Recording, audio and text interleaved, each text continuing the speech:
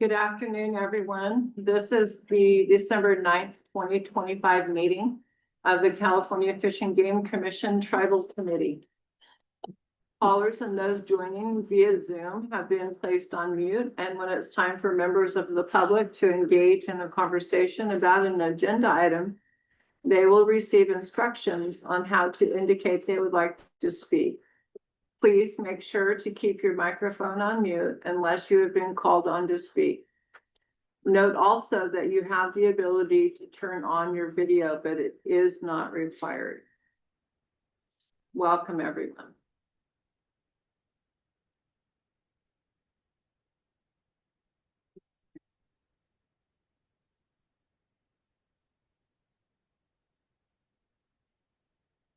Oh, technical notes, yes.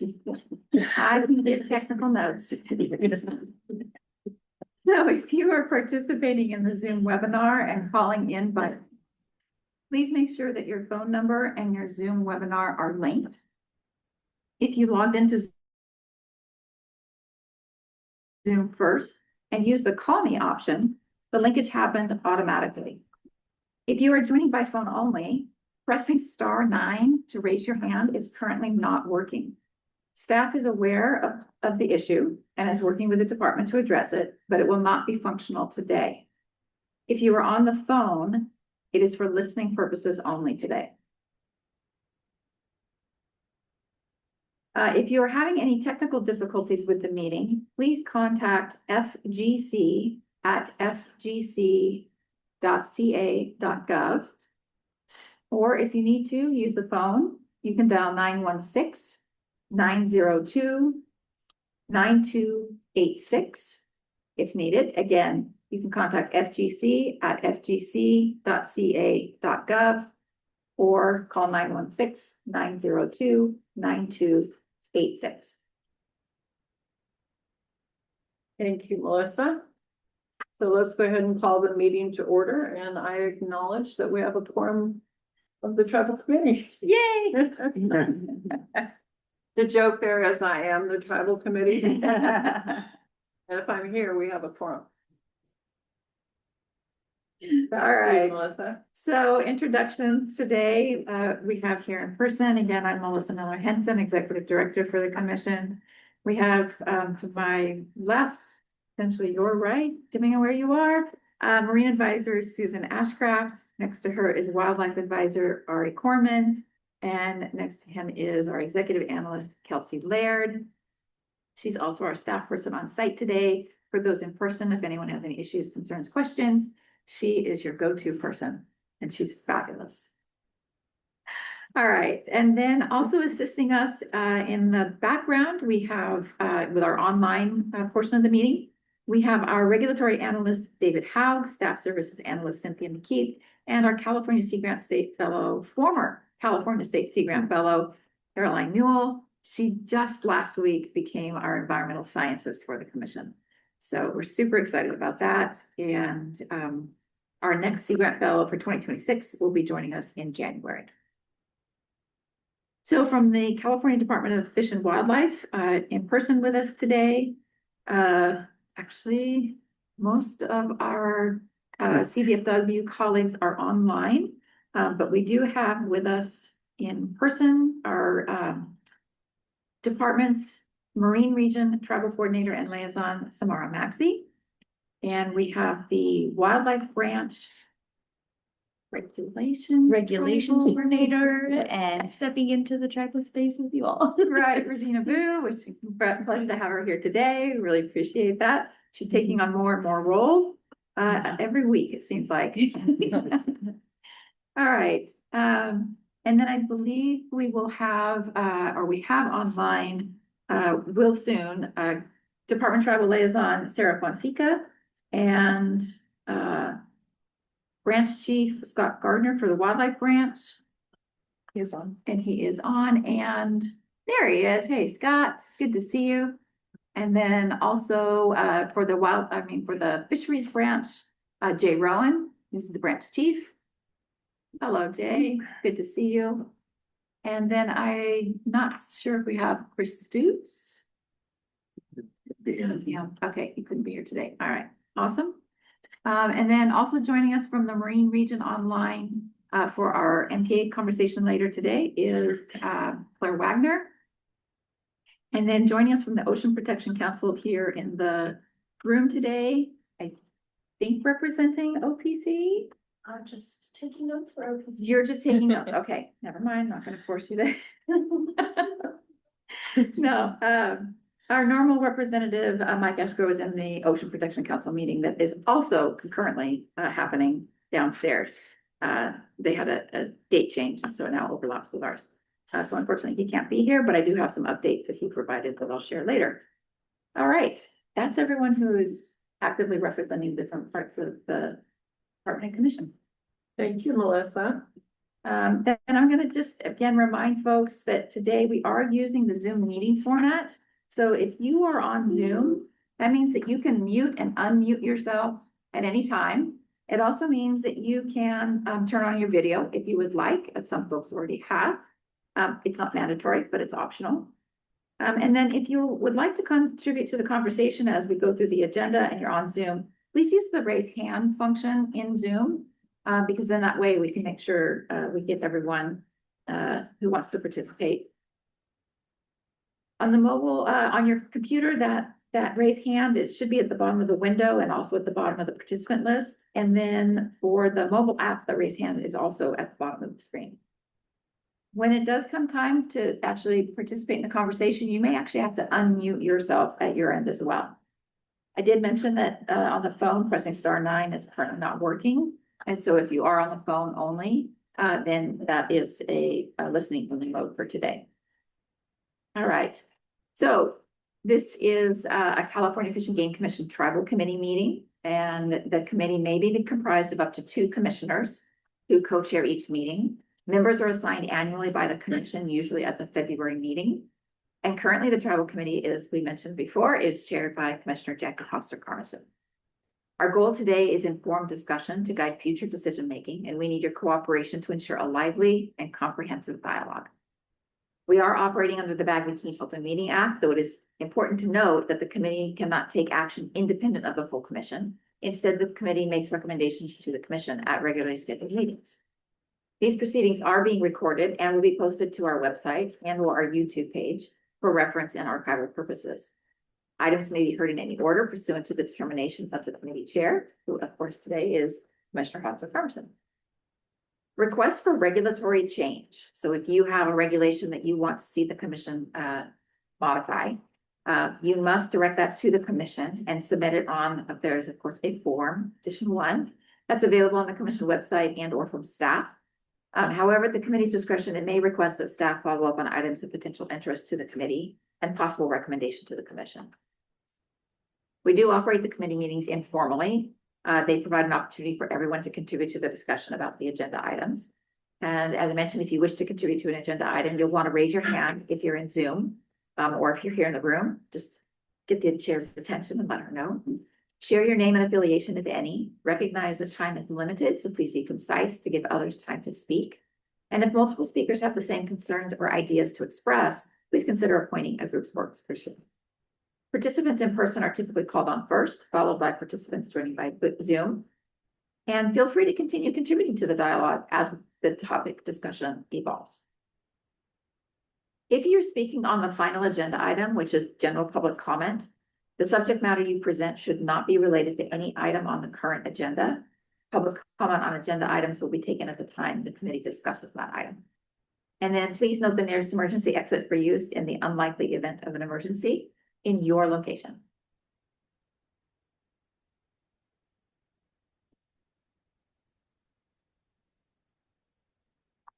Thank you, Madam Chair. Thank you. So we are going to move forward and approve the agenda and the order of the items.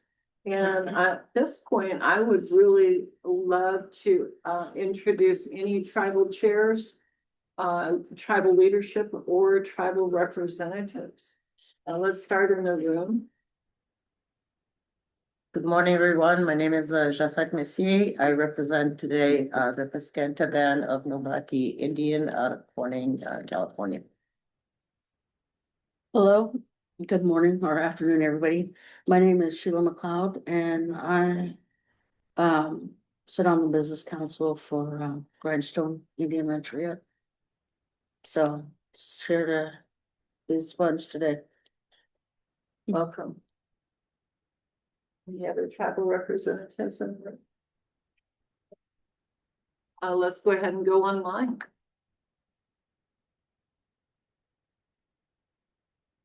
So do we have any tribal representatives online that would like to introduce themselves? Good afternoon, everybody. My name's Nakia Zavala. I'm here representing. Nakia, we can't hear you. Can you hear me? You're unmuted. No, it's me. Oh, never mind. Sorry. It's our end. We're fixing it.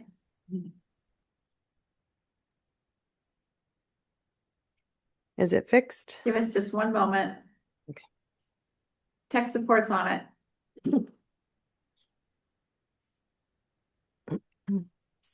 It's the output. There we go.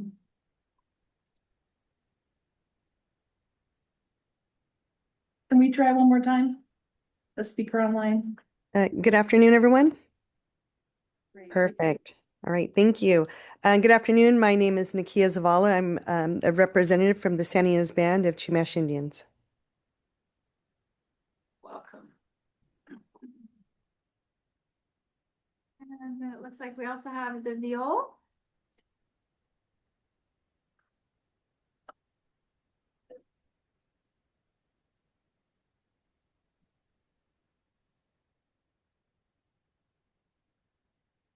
All right, good afternoon. Can you hear me?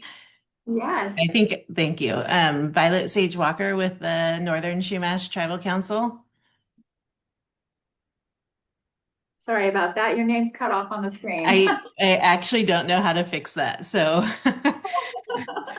there's a T on the end. Yeah. Thank We you. can support your way. There you go. Nice. Anyone else? Hello, my name is Teresa Satt and a representative of the San Ynez Band of Chumash Indians as well. Awesome, thank you. Good afternoon. My name is Jessica Gravel. I'm here for Trinidad Rancheria in Northern California. Thank you, Jessica.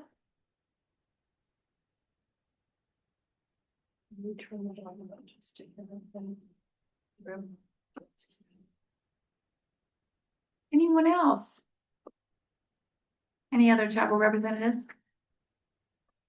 Okay. Okay.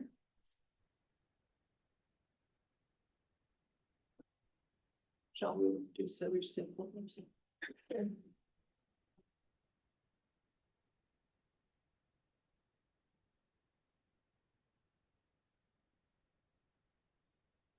So let's move to item 2, co-management roundtable. And this item is to discuss tribal co-management initiatives and projects planned or underway in collaboration with public agencies and California tribes. Tribal representatives are invited to share their co-management interests and experiences. And we have received an email and a letter from Albert Brian Wallace, Chief Executive Officer for the Indigenous Future Society. And that letter provided some wonderful examples of co-management activities in which IFS is engaged and making recommendations for effective co-management. So I would invite representatives from IFS or any of the other tribal representatives to share co-management initiatives and projects at this time. If you would like to do so, please raise your hand. And while we're waiting for folks to raise their hand to contribute, I just want to mention that as part of this agenda item, there is an exhibit. It's the adopted co-management vision statement and definition. It was adopted by, was recommended by the tribal committee and ultimately adopted by the commission. And that's exhibit 2.1 in the meeting materials.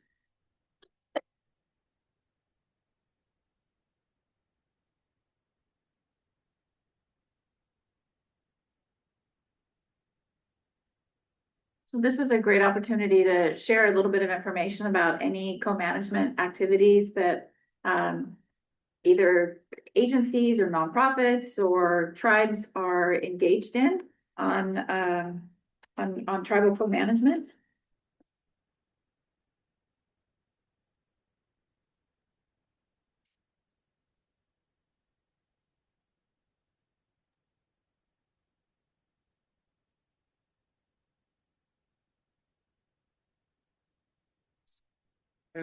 Go ahead, Violet. Sorry, I wasn't totally prepared to speak on this, but since I'll fill the gap a little bit. My history and background was the nominator for the newest Chumash Heritage National Marine Sanctuary, number 17 in our inventory, third largest in the country, and first ever led by a tribe nominated.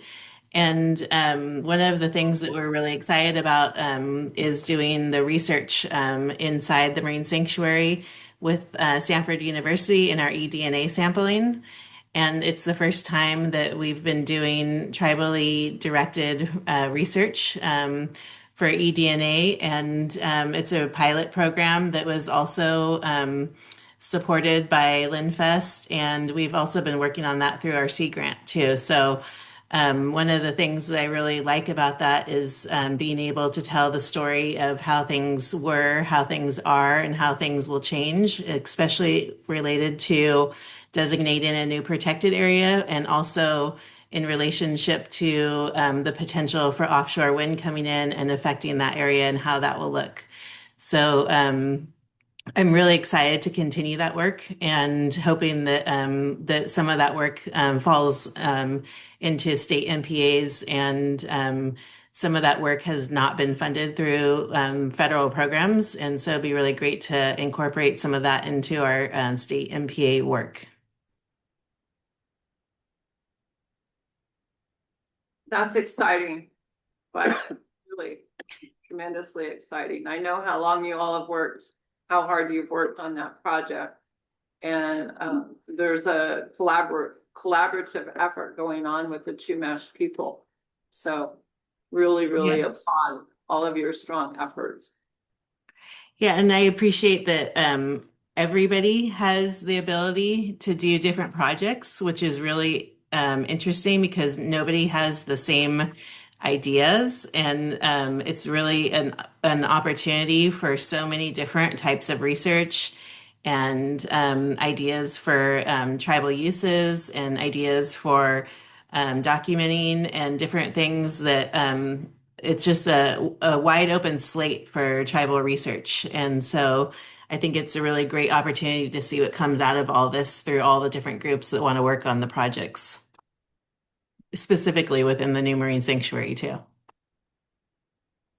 Thank you. I apologize if I missed this, but Violet, how long did it take to put together the proposal and put together the agreement on the tribally directed research? 10 years. Wow. Yeah. Yes, it took 10 years to put together from start to finish. It was designated 1 year ago, November 30th. So it's our 1 year anniversary. And they just had their first Sanctuary Advisory Council meeting. And there are many Chumash people appointed to different positions within the Sanctuary Advisory Council. Plus, the woman that wrote the original nomination documents for us, PJ Webb, is also on the Sanctuary Advisory Council. She served on the Monterey Sanctuary Advisory Council for decades. So we have a lot of representatives that worked on this for almost a decade and some longer because it was a vision that started almost 40 years ago with the original proposed Monterey Bay National Marine Sanctuary was supposed to extend all the way to Santa Barbara in the beginning, which now it has in a different format.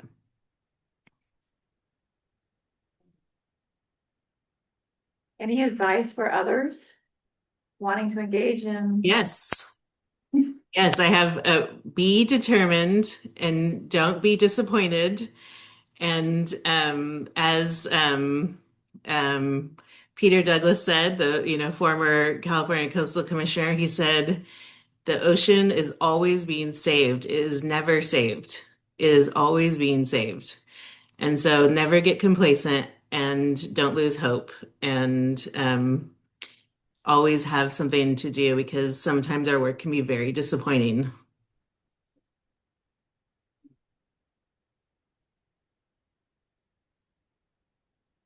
I agree, and I understand. I've been working on the Fish and Game Commission since 2012.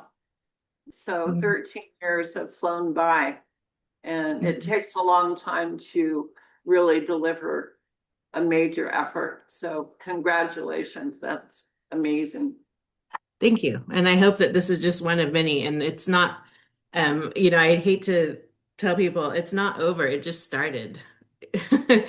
And the work hasn't even begun. And so I'm just glad to be out of a campaign and hopefully everybody will be able to start doing the good work. And this is just the beginning. So yeah, it's a lifetime commitment to the work that we all do here.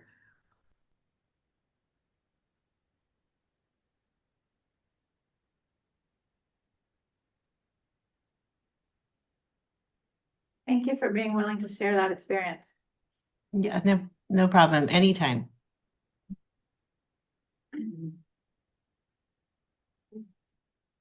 So if I can share another example, so both Sheila and I were starting with the Forest Service in Mendocino to work on a co-management project, which is the Heritage Implementation Plan, call it the HIP. And I think in those plans, we want to make sure that we have a holistic perspective between the tribal resources, tribal register, the cultural resources, environmental resources, and natural resources. So, I mean, we've used the word heritage right now, but in the future could be a different word, but we're just, like starting right now to, review it together. And hopefully, we'll try to build, call it the East Slope Coalition of tribes to, be part of that plan. So it's just starting. So Would you go into a little bit more detail and explain the foundation piece for what you're trying to accomplish? I missed it, I'm sorry. yeah, so I think traditionally, all those resources were looked, in silo. So, basically, from the cultural perspective and environmental perspective, often with, on the tribes, EPA departments, sometimes natural resources, and then, on the cultural side or department or, TIPOs, but using the SHPO, the State Historic Preservation as database. Now we do have, our own, tribal, like register. But basically, we can't dissociate the environment, and the culture. So by, having an implementation plan that has those 4 components, it's more holistic. So we're looking at, the 5 years, to 10-year management plan in the forest. And it's a little bit the same philosophy that, the forest, it's always being saved, it's not saved, right? So I like what Violet said, because it's this, we're just at the beginning, but it's the same, philosophy. So we're trying to bring all the tribes that work in that forest, starting on the east side, eventually we'll have the west side. And that's how, Sheila and I, are reviewing this right now. So we're just at the beginning stage, but, I think there's a lot of potential for long-term management. If there's tribes in that area, they should reach out to you. Yeah, for sure. Okay. So. Thank you.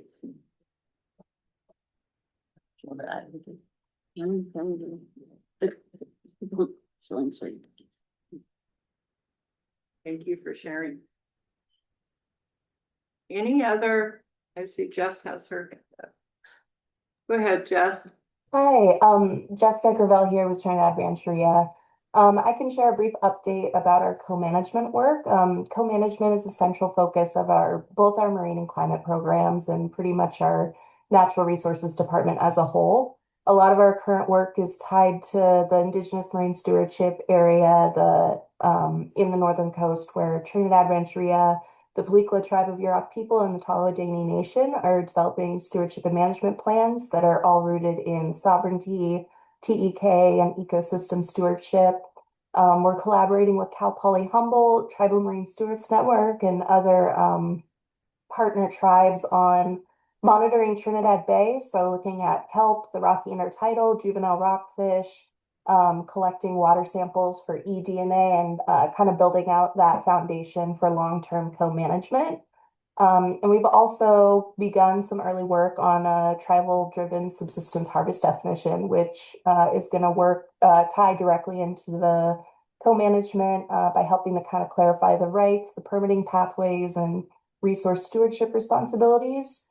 And over the next year, we're planning to continue to build out our science advisory board and tribal community working group to support all these efforts. And we're welcoming any collaboration and are happy to connect with any tribe or agency doing similar work. Thank you. Thank you, Jess.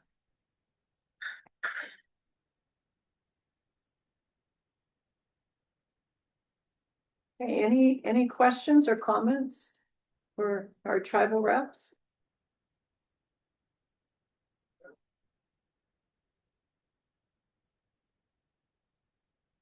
Right, well, there's some amazing co-management efforts going on, Melissa. Yeah, those are pretty significant. Mhm.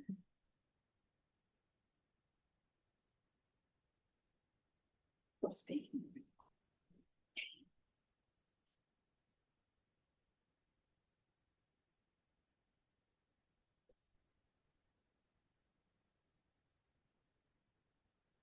So Move on to item 3. move on to item 3. Okay. We have been working on convening a working group for tribal subsistence harvest definition for a few years now. And I think it was back in 22 and 23, we had an ad hoc working group that was meeting separately from the tribal committee. And there were a few meetings that happened and a little bit of documentation about what was discussed. But as we all know, it's individual to each tribal nation and to their sovereignty. The goal of developing a tribal subsistence definition is for it to be broad enough that all California tribes could support that definition, and it could be something that each tribe could then build off of within their own tribe. When we worked on the co-management definition, it took, gosh, we started working on it in 2015, 2016, and it was approved in 2020. It took 4 years. And we're hoping that this process will be much shorter and much more efficient. But the powerful outcome of the definition of co-management is that another tribe then carried that into legislation. So tribal co-management is in legislation now as a result of that definition. So in order to move forward with subsistence harvest, we really do need to begin at that very beginning point and create a definition. And I just want to take a minute and go back to the definition of co-management. There was a vision statement and a definition created, and the Department of Fish and Wildlife supported this. And then the commission approved it. And the definition was a collaborative effort established through an agreement in which two or more sovereigns mutually negotiate, define, and allocate amongst themselves the sharing of management functions and responsibilities for a given territory, area, or set of natural resources. So that was broad enough that every tribe could embrace that. And so that each tribe could then work individually with the department and the commission on their own initiatives. So it's the same concept for subsistence harvest. And it has to be broad enough but it also has to be specific enough to say that we're mutually going to collaborate on this effort and how we're going to do that. So, I have, gone through some education myself because I am a CEO for a small tribe. And I'm learning what I can and can't do still after 13 years of being, being a commissioner. I cannot participate in that working group. Only if it's within the tribal committee. Because if I go to a working group, then it becomes a public meeting because I am a commissioner.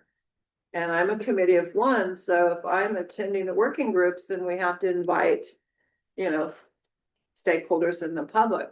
The tribes need to be able to talk within their own forum, within their own space, a tribal caucus, if you will, and then report back to the tribal committee. So we have kind of regrouped, and I have 2 or 3 people leading the effort. And the effort is to convene a meeting in January where we can invite all tribes to begin the dialogue again. And for this, to kick it off, I've asked Jessica Grodell to talk about her work together with Megan Van Pelt, and a few other people have done some initial meetings. And Jess, if you would go ahead and share what you've talked about within those informal conversations, that would be great. Yeah, I'd be happy to. Thank you. So again, my name is Jessica Gravel. I'm the Marine Program Manager for Trinidad Rancheria, and just wanted to share a brief update on the early stages of developing the tribal-driven definition of subsistence harvest. So from our research, we've seen that subsistence appears in several places in California law, but it's used inconsistently and it's often pretty narrow and in river-specific contexts. And none of the existing definitions really reflect the diversity of tribal nations in California or the full scope of tribal subsistence practices. So especially those that are connected to marine and coastal environments, cultural and ceremonial uses, food sovereignty, or TEK-based stewardship. So because of this, there's no sovereignty-aligned, tribally authored definition to guide permitting or any of the co-management discussions. So over the past few weeks, we began reviewing the materials where terminology like subsistence, harvest, and other kind of similar terms are included in relevant fish and game code sections, water board beneficial use definitions, and the Commission's own co-management definition that was adopted in 2020. And the co-management process offers a pretty useful model in that it was tribal-led, it was flexible, and it was shaped largely outside of the formal meetings. And we hope to follow a similar approach here. But between now and the end of the year, we're going to continue compiling these materials and informing our tribal partners through available forums. So this was an excellent opportunity to kind of do a soft launch. And we're building a contact list for tribes that want to participate in that drafting. And the hope is that by late January, we'll convene the first informal tribal working group meeting. It'll be a tribal-only space to begin drafting language and kind of exploring legislative alignment. And we're anticipating on hopefully returning in February with an update on the process and next steps. But our goal is to be transparent, inclusive, tribal-led process. And if your tribe is interested in participating or staying informed, I welcome you to reach out to me and I'll add you to the list. I can also share my email in the chat if that is helpful. Tribes can join at any point. And yeah, thank you for the opportunity to share the update. I'm happy to answer any questions or connect offline and provide my contact information. Thank you, Jessica. Yeah, Jessica, I think Pescata would be very interested to join. So same with Grindstone, and I think our elders and members have often repeated to us that environmental health is human health. So I think, that encompasses, tribal subsistence or, subsistence harvest, but we can talk about it later in January. But yeah, we'd like to be invited. Thank you. That's wonderful. And Jessica, is there an email address that people can send their information to you to get added to that list? Yeah, I can share it in the Zoom chat, or I can verbalize it. My last name is basically like gravel with an extra LE at the end. So it's J Gravel, GRAVELLE at trinidadrancheria.com, and I'll drop it in the chat as well. Great, Jay Gravel at trinidadrancheria.com. Thank you so much. So right now, Jessica, there's not a set date, right? There's a tentative date for January 26th. Okay, thank you. And is that, when you say January 26th, is that are you expecting all day, maybe half day? What does the timing look like? That's an excellent question. We don't really have those details ironed out quite yet. Hopefully once we get folks accumulated in the listserv, we'll be able to kind of narrow down on what time works best for folks, but probably anticipating a couple of hours. And depending on who is gonna be a participant, were you thinking about an in-person meeting? That's another good question. I'm not not sure. I would assume that Zoom would probably be the most convenient, wanting to be inclusive, and so I would anticipate Zoom just off the bat right now. Just keep in mind that Sheila and I will have no problem driving to Traveling. Trinidad if needed. We're happy to have you. Good road trip. Yeah. Road trip. I can get Rachel Sunberg, our TIPO there. There you go.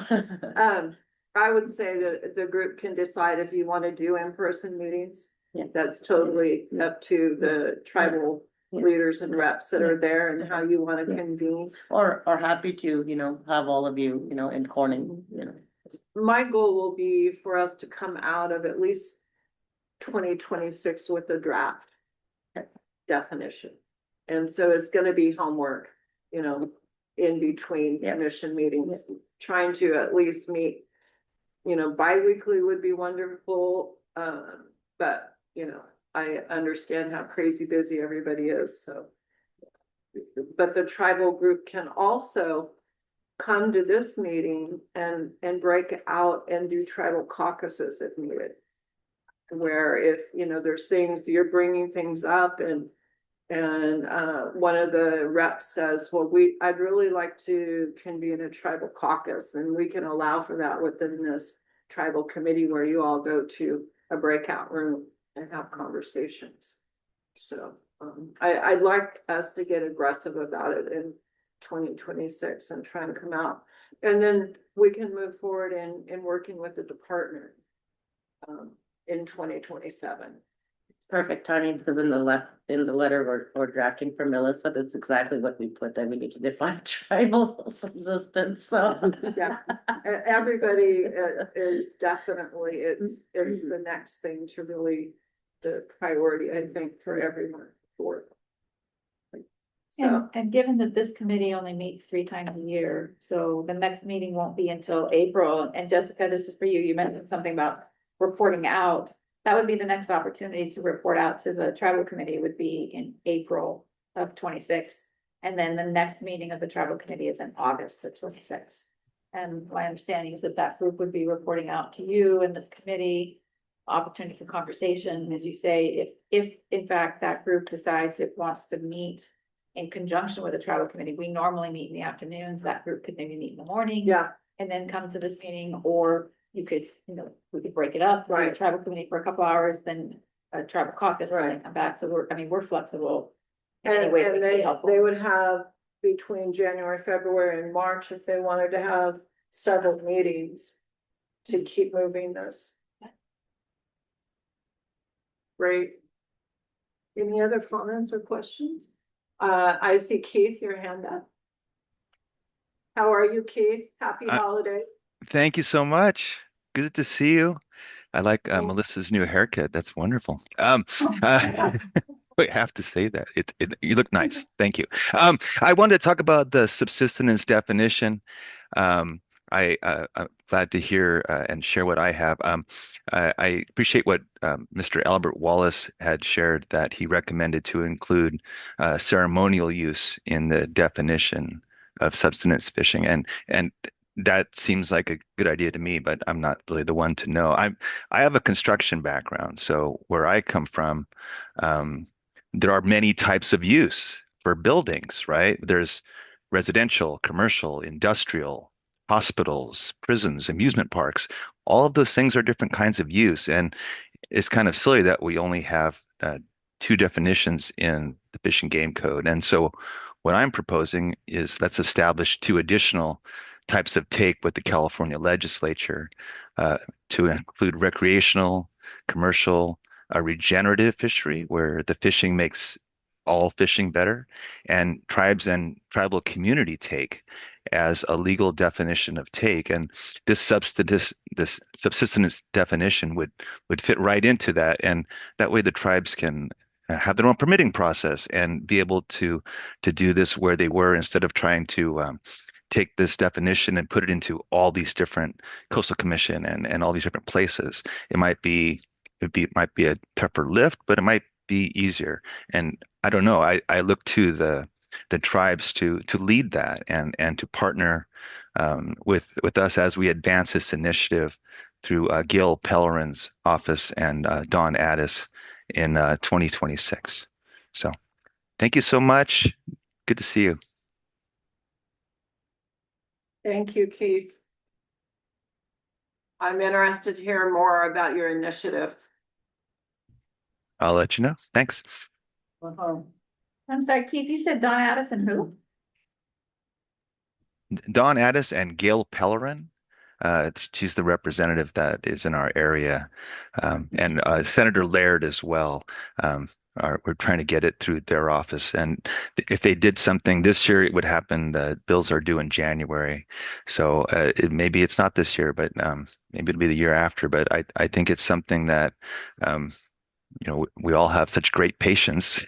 I can see that this is something that I think is worthwhile, or tell me no, and we'll do something else. But I think it would be really beneficial to the efforts here and help the cause. I think that tribal take is very de minimis. It's not purse seiner nets out there, and ceremonial use and sustaining the culture is also so very important that it's worthwhile, and it's something that will take a lot of patience, and I think it has to be changed by law. So, my idea, but for you to lead, thank you. Do you have a question? So, Keith, it goes in line with our comments, which we don't have yet, but that we can't just be at the two end of the spectrum, recreational or subsistence, right? So, we do need, the cultural, ceremonial, and everything in between. So it goes right in line with, what we have prepared, please. Cool.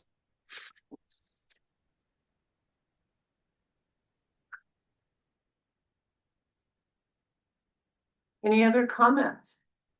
Questions? Okay, I just want to say, we do have Elizabeth Washington, but I also want to say just a huge thank you to Jessica and Megan for being willing to lead this and bring it back to the tribal committee. Awesome. I had some real arm twisting going on there. Yeah. For those of you that don't know Megan, she has been very instrumental and worked side by side with me and others as part of the MLPA effort from 2010. Melissa? We started late 2009 with Okay. the official work groups they've been going. Yeah. And she's gone on to do great things. She's on the OPC right now, leading a lot of tribal initiatives, and she's the executive director for the Polikla tribe of Yurok people. formerly Resigeni Rancheria. So I'm excited that Megan's agreed to co-lead this and really, really appreciative of Jessica. Because there is a lot of research and a lot of coordination that's gonna have to take place. And the, tribe I work for, we are doing exactly, I'm sorry, your first name again? It's just fine. You can call me Jay. Jay, okay, thank you. Exactly what Jay's talking about in how do we describe natural resources without integrating the cultural, ceremonial, traditional interpretation. You don't, because it's one and the same. So, my children are Hoopa. I grew up a lot on the Hoopa reservation. My mother-in-law became my grandma. And so I totally understand what tribes are kind of grappling with right now and how to build capacity, but how not to lose the traditional sacredness of resources. So near and dear to my heart. So with that, make sure and reach out to Jess. She will be the one coordinating email addresses and meeting dates and times. Let's move on to commission tribe. Elizabeth, I'm sorry. Elizabeth. Oh, Elizabeth. Go ahead, Elizabeth.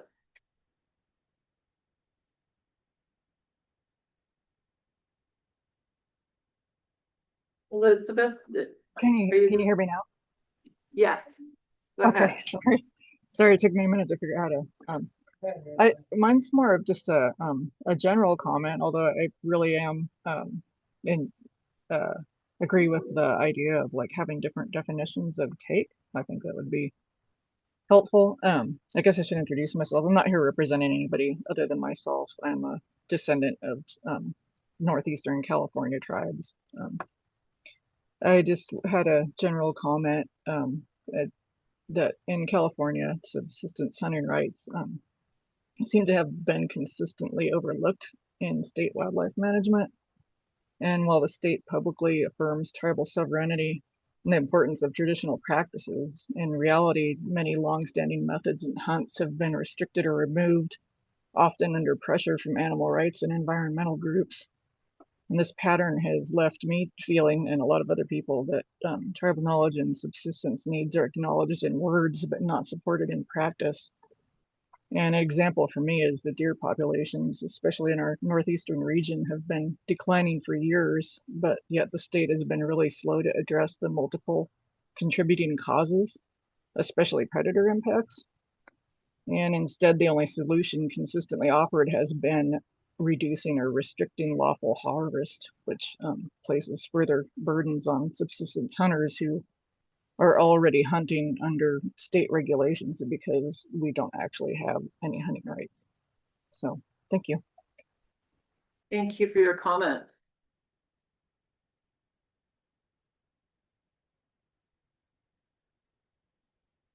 And with that, I'm going to go ahead and move us to item 4, Commission Tribal Consultation Policy. And I'm going to ask Melissa to tee this up for us. Absolutely.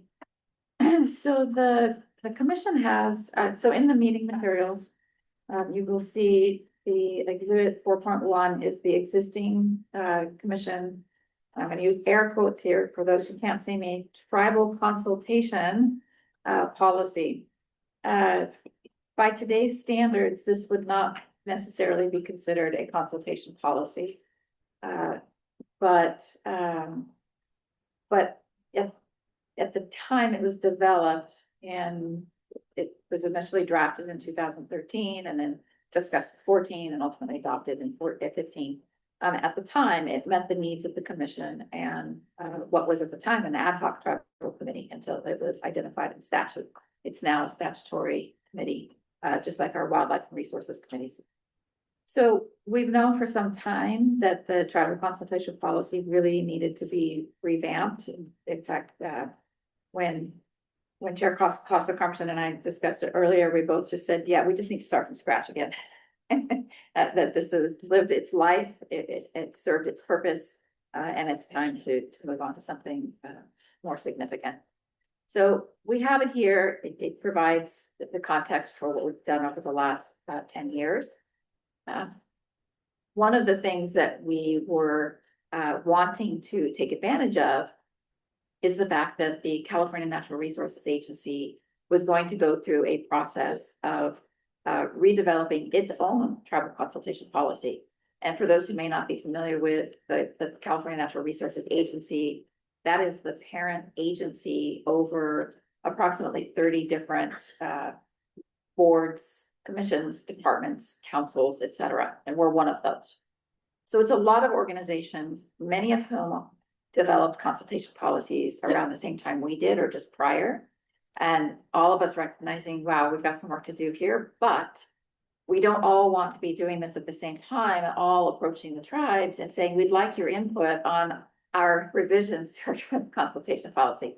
So we, many of the agencies agreed that we were going to wait, allow the Natural Resources Agency to continue through its process, and then use that as the foundation for developing any amendments to, or in our case, a new consultation policy. So super excited to say that a few months ago, the agency released, after a couple of years of work, significant amount of work that staff at the Natural Resources Agency went through. Lots of public meetings, consultations with tribes, tribal listening sessions, et cetera, and in September, published its new consultation policy, which is also in the meeting materials. That's Exhibit 4.2. And then accompanying that consultation policy are other materials that are not specific to the policy, but that support it. So there's an appendix with some definitions to make sure that we all have a shared understanding of the words and the terminology that's being used. Appendix 2 is a tribal consultation best practices. That's really mostly focused on best practices for us as state agencies, how best to work with the tribes and do's and don'ts and et cetera. And then Appendix 3 is a primer on cultural humility. So all three of those appendices to the consultation policy itself. And all of them in the meeting materials that are posted online. So I wanted to take just a few minutes to highlight some of the elements of the agency's consultation policy, just so that we all have a basic understanding of what is included in that document. So it starts out with a list of purposes and purpose and objectives. The lengthy description, obviously not going to read that, but in essence, the goal of developing this document was not only to help the agency, but also its constituent departments, boards, et cetera, to have consistent policies and methods of implementation across the state, because that's one of the things that we've heard from tribes as we've worked with them over the years. It's like, well, you do it this way, but so-and-so does it that way. And then this other agency does it a completely different way. And so having some level of consistency, maybe not exactly the same, but at least some level of consistency was really important. And also institutionalizing this concept of early, often, and meaningful consultation. So not just consultation because we need to check a box because state law says that we have to, but because we want tribal partners, we want tribal engagement, we want meaningful dialogue about how we resolve the issues that are not just the state of California's, they're all of ours. And then another one of the objectives was to encourage collaboration between CNRA and its constituent departments. Again, all of us are doing our own thing, trying to find a way to bring us together and collaborate more often, which the agency has definitely done. And then to also be clear about who it is that is authorized to speak on behalf of the state. Again, inconsistency across agencies. Some agencies saying, yes, I can speak on behalf of this department, and others saying, no, I can't. We need to go through the governor's office. So agencies' goal here was to be clear who is authorized within the various organizations to engage in a formal consultation. Big C, as opposed to little c, right? All right, so, and then there's a little bit of background material and, descriptions of the appendices that we're gonna go with this document. And, then they move into the actual tribal consultation, policy itself and start with a definition of tribal consultation. Again, trying to create some sense of consistency, across the board. And so tribal consultation in this context means the meaningful and timely process of seeking, discussing, and considering carefully the views of others in a manner that is cognizant of all parties' cultural values, and where feasible, seeking agreement. Consultation between government agencies and Native American tribes shall be conducted in a way that is mutually respectful of each party's sovereignty. And consultation shall also recognize the tribe's potential needs for confidentiality with respect to places that have traditional tribal cultural significance. So that was a huge leap forward, just even having that in writing and a statement that this is how we want to function as an agency for CNRA and for our constituent agencies. What section is that under? It's under tribal consultation. So this is exhibit 4.2. Okay. It's the overall consultation policy. And in that document, there's a section called tribal consultation. Okay. And then a section called definition of tribal consultation. And that is page 6 of the actual document. Not our document, but of their document. All right, and so the objectives that agency identified for consultations were fourfold. First was to provide opportunities for tribal leadership and staff to express the tribe's priorities, views, and concerns. Secondly, to share pertinent materials and data in a timely fashion, such that designated leaders, representatives, and our staff may make an informed decision on whether there are tribal implications, and if how or when the tribe would like to consult. Third, to provide technical assistance and appropriate tribal consultation timelines that allow leaders, representatives, and staff to process information, schedule internal meetings, participate in external meetings, and make informed decisions for thoughtful comments and feedback. And finally, to prioritize collaborative problem solving, as well as integration and advancement of tribal priorities and perspectives into CNRA and department decision-making to the fullest extent possible. So some pretty significant objectives there across the board for all consultations. So then there's a section that goes into more detail about what does early, often, and meaningful mean. It's a pretty significant, that's a full page of discussion. Then there's a section talking about when to offer consultation. How do you determine when consultation is appropriate? Because sometimes, I hinted at this a moment ago, big C, little c. Sometimes it's sufficient to have a conversation and simply answer questions for one another. And that's enough. But in other cases, it requires more formal, active consultation from a government to government perspective. Then there's a section that talks about what are the types of actions that state agencies take that might have tribal implications. And to keep, those are the sorts of things to keep in the backs of our minds as agency representatives.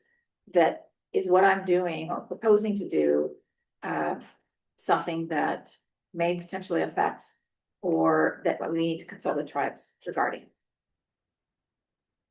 That's followed by a section on determining the timing of consultation and frequency. And there are a number of factors.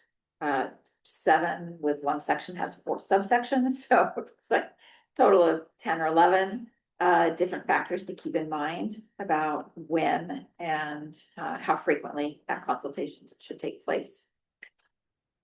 And then that's followed by a section on emergency consultations and when are emergency consultations appropriate and what do those look like. And so that's the full breadth of what's included in the policy itself. Again, we have a number of appendices We have a section here on tribal liaisons and how to identify who are the tribal liaisons, where to find that information. That's also outlined in their consultation document. So I wanted to share that information because I think that's the place when we have a conversation about what our new tribal consultation policy should look like, is that we perhaps start there and look at what agency has done and determine what elements of that policy reflect accurately the work that the commission does and this tribal committee, and how we see those consultation functions taking place moving forward. There are elements of this that absolutely should be part of the commission's policy. There may be other elements that we say, gosh, yes, generally, but we want to massage that a little bit different, as the case may be. I'm not sure that there's any in here that we wouldn't include, but I would encourage us to have that conversation as we go through and look at this. And I would like to suggest that we commit a pretty significant amount of time to doing that, perhaps at the next tribal committee meeting, spending a couple hours walking through, talking about those various elements. With the participants. I just have two comments and we can put it, next time that we discuss, but I've been doing these policy pieces for 30 years and we used to have a big problem with budget, right? So these are really great objective, but the truth is, if there's no money, none of this is gonna happen. Believe me, I'm talking about, 30 years of experience, right? So, we all agree that we need to meet, in person. Sometimes we need those ceremonies, opening, closing ceremonies, we need food. There's never any budget, right? We need to travel. So this is a big gap. And the other one is the Indigenous perspective, right? So when it comes down to, and tell you after 30 years, all these policies are Western science-based and there's no, and I spend my days reviewing for Indigenous perspective. They're non-existent. I can spend millions of hours, writing documents, how we can, integrate. I'm lucky if I get 2 changes out of 500 that I mentioned, right? So I think these are great ideas and, not to undermine all the hard work that's been done, but we need to have a finished product, and to have a finished product, we need money. That's the reality. And we need to be able to show that this has resulted when we bring it back to our elders and members. This is who we work for, that they see themselves in the result as that Indigenous perspective. It doesn't have to be black and white, right? So, I think we need to, stop the dichotomy or the duality. But at the same time, I mean, I get 3,000 email a day about consultation. I would say I'm lucky if I have 1 every 6 months that have any Indigenous perspective. We're really far from the objective, right? The fundamental objective, yes, we fought a lot to be heard, to be on the table, but at the end, we still not see the results, right? So, and it's often that those comments are not integrated at the end. And you're talking to somebody that's said a lot of court cases, who does a lot on the legal side. It doesn't end up, where it should be in the documents, right? So we discuss all of this, but we're still at the end. It's NEPA and Section 106, and it's still no significant impact. And it's still all those words, when we still have ancestor and we still have everything. So there's just something there. And for this, we need money. We need money to be able to have those and to prove to our members and our leaders and our youth and our members, elders, that vision, is tangible. They can recognize themselves in that vision. I mean, of course, it takes a lot of education. It's like cracking, rocks open, but I think we can get there, but I think we have to keep that in mind. And I'm not trying to be negative. I'm just saying, and it goes with the, those formats, right? So. Yeah, I think your messaging was clearly heard by the Natural Resources Agency because they've talked about that for some time. And I know that they have had some opportunities, some funding opportunities that the Natural Resources Agency and the Ocean Protection Council both have provided to tribes to participate in different activities. It's obviously not consistent It's certainly not consistent within our individual agencies. Yeah. So we all have Get me our started on rights. our budget. Yeah, we all have our We all rights, right? I have can that. show you what our rights is. The truth is, if I would challenge those rights, I would get nothing done, right? Yeah. Absolutely nothing done. I mean, I end up paying for most of the food, you know, everywhere I go, and that's been the same thing for 30 years. It comes out of my salary, but it works, right? We make it happen, right? We're resilient people. But at the same time, the law says it shouldn't be the financial burden of the tribe to pay for consultation. It still comes out of my paycheck, right? It still comes out of my elders, you know, they will collect, you know, the material, they bring, you know, the material for the ceremonies, you know, they bring everything, right? So I think, you know, we need to, you know, that's not even the real cost of business, we're not even close, right? But even the cost of meeting in person, right? Be able to travel, you know, travel safely and, you know, having food provided, right? So I think it is gonna be a way, you know, the state has money, I'm sorry, this is California, you know, there is money out there, right?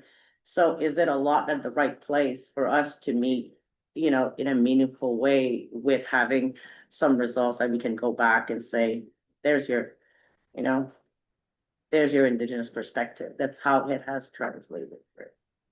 So we need to bring back, you know, home some sort of results, right? So when we go to these places, you have to go back and say, hopefully I made a difference.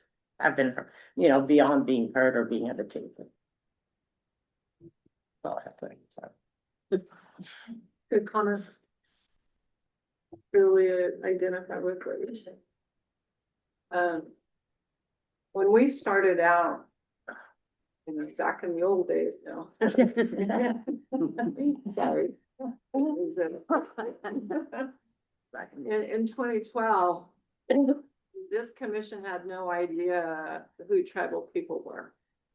You know, there was a brick wall separating the California tribal voice from the commission voice.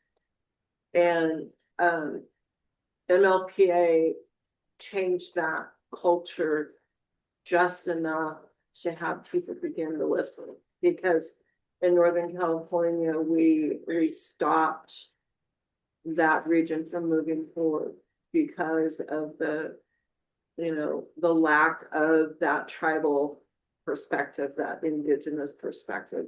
Every time we say no, no. And it slowly but surely began to change. And for some reason, you know, I was one of 5 stakeholders on the, what was that committee? The regional stakeholder committee. And afterwards, the Northern California came up with one petition where fishermen, environmental groups, NGOs, and tribes all agreed on where the marine protected area should be, and it was monumental.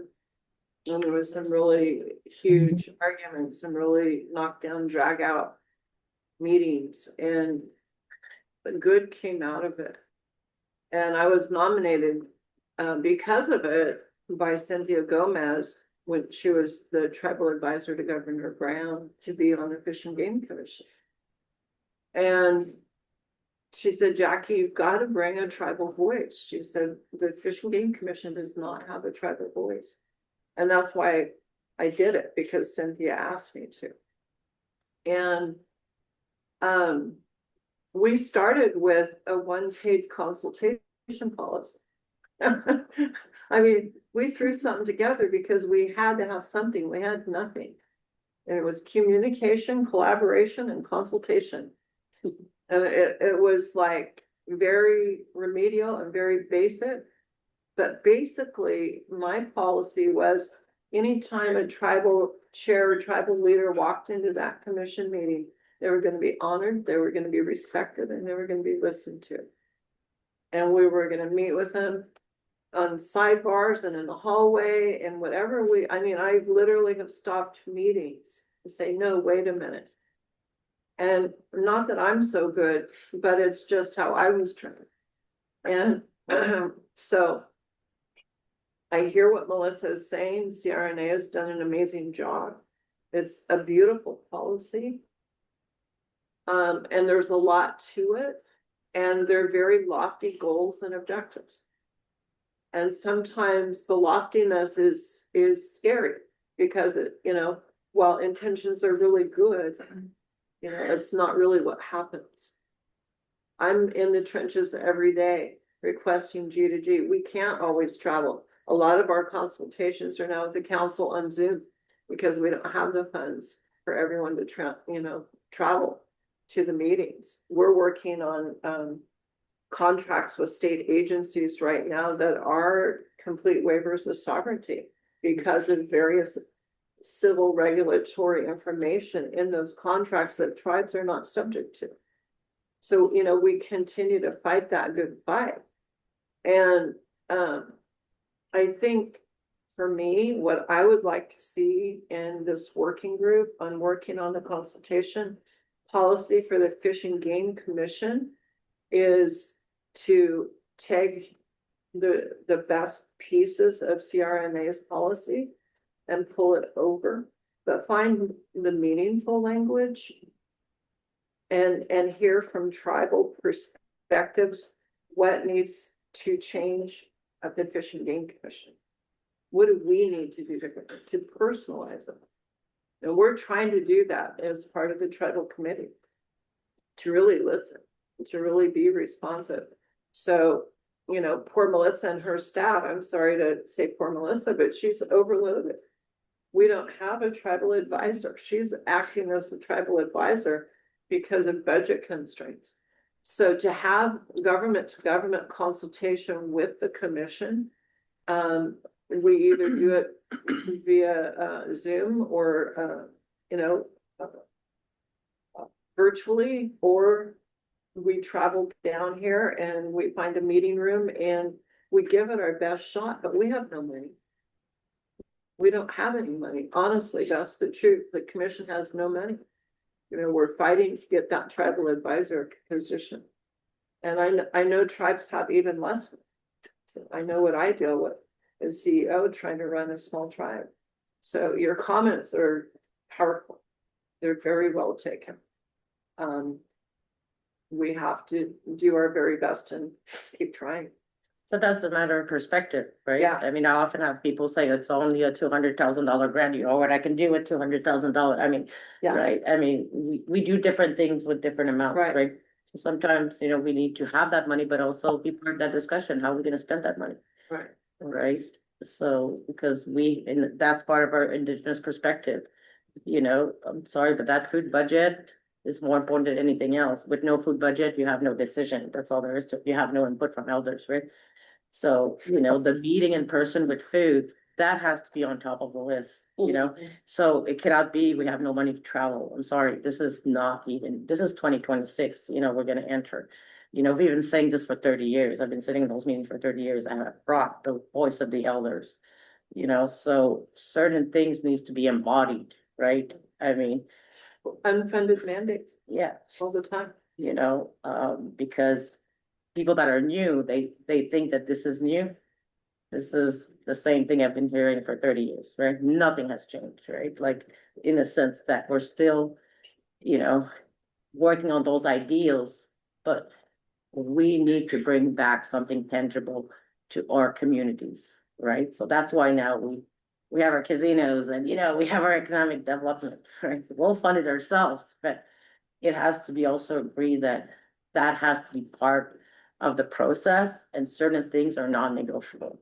People have to come to our tribes, we have to travel to meet people, and it has to be with food. There's just something that this is how we operate. Right now, different tribes, different, different parameters, but that's still a basic fundamental, right? For us, the Zoom and the distance has not worked, it has never worked, right? We need to build those relations, right? So for me, the small C shouldn't even be consultation, it's engagement. People, knowing each other's name and, I mean, for me, this is 2026. The fact that I come to a meeting and we don't have a round of introduction, I don't know where you're from. I don't know where your family's from. Like, this is really passé, right? We're supposed to, you know, do it the indigenous way where we introduce ourselves, where are we from, you know, why are we here? Sometimes we don't have time, but at the same time, we need to embody those values. They cannot just be on papers, right? So when we talk about best practice, we can all talk about what have worked and not worked for us, right? So just last week, you know, somebody's like, we don't have time for a round of introduction, chop chop, we need to go. Well, we almost all walked out. That's the basic. I need to know who I'm talking to. I need to report to leadership. This is who said who and who's the voice of what. We can disagree, that's fine, right? So I think it's just going forward, you know, when we think about that policy, and we need the policy, but we need to embody those policies and to be able to say, maybe not all of this, but this was what's significant or meaningful for me when I come back, right? And sometimes that includes you need to travel with a member, you need to travel with elder. We are their voices. We don't exist as an individual, we exist as a community. So, all right, that's a lot. Thank you. Good words. And those words, just wanna say something, just to add to that, you know, like you said, you'll pick from the policy to, you know, establish what you guys are trying to do now. And I think one of the key, one of the biggest keys was probably implementing your words, more than once.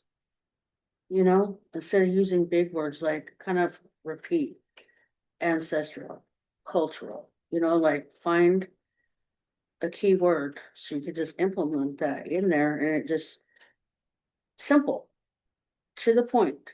You don't need big words to just describe something small to us, you know, small conversation. That's what it is with us.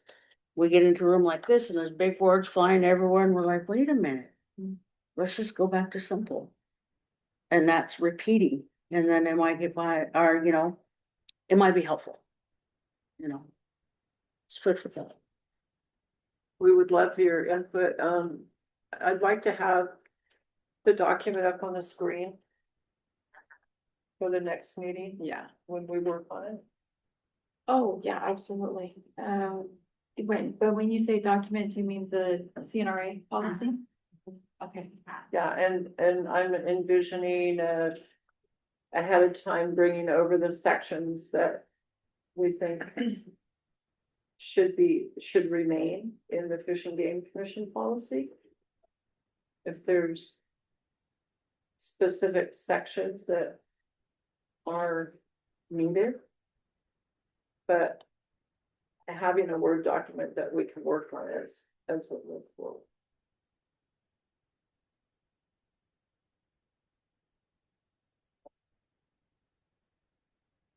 Yeah, and I'm trying to think of how best to encourage input in advance writing.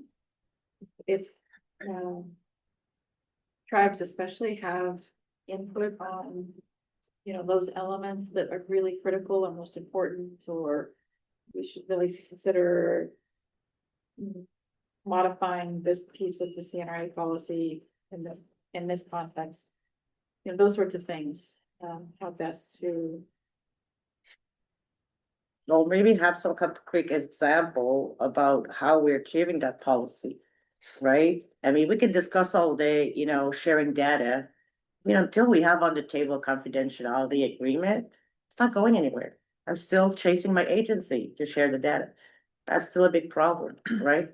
So all of these needs to have a concrete piece that we can go back and say, okay, if those 30 agencies are gonna use this as policy, well then, no matter if we call it confidentiality agreement, you know, we need to have a result, you know, of those, right?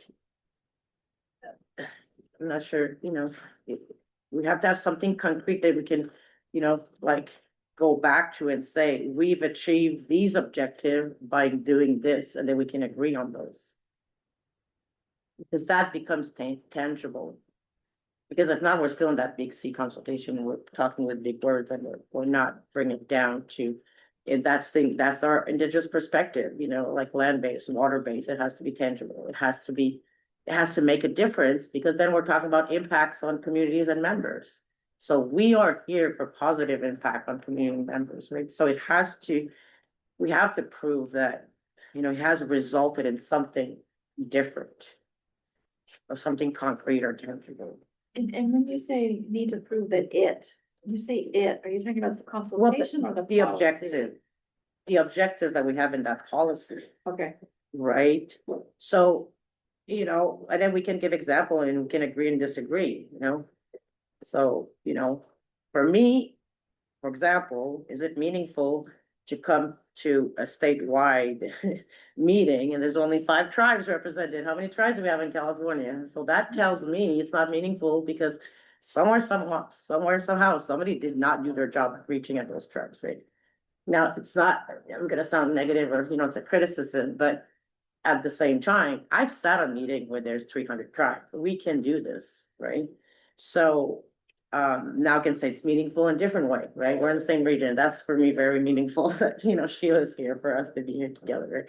So, but we have to be able to go back and say, that's what it means for me, like meaningful, right? Or if we talk about often and timely manner, I can tell you that, yes, the consultation have engaged earlier. That's one thing better. We're still missing the mark about reviewing documents. Still have normally 15 days to review any kind of like document. Some of them are legal documents, right? And I will do it and have 500 comments. They're not integrated, right? So this is our problem. That's how we can do better, right? So we need to define those. And then once we have, like, let's say, done the action, then we can go back and say, this policy is good because it's implementable. We can implement policy. It doesn't have to be perfect, doesn't have to be all done, together, but we can go back and say, this is a good policy because it goes down to our members. It goes down to the people that matters on the land and water, right? It needs to go down. We need to bring it down. That's the point of policies and law and legislation. So it goes down to the people. Remember all that, bring that back to the next meeting. Bring them notes back. You don't know that. Well, and speaking of introductions, because I did introduce staff. Yeah. Department staff at the beginning, I want to let the folks know that Sarah Fonseca from the California Heritage and Wildlife has arrived.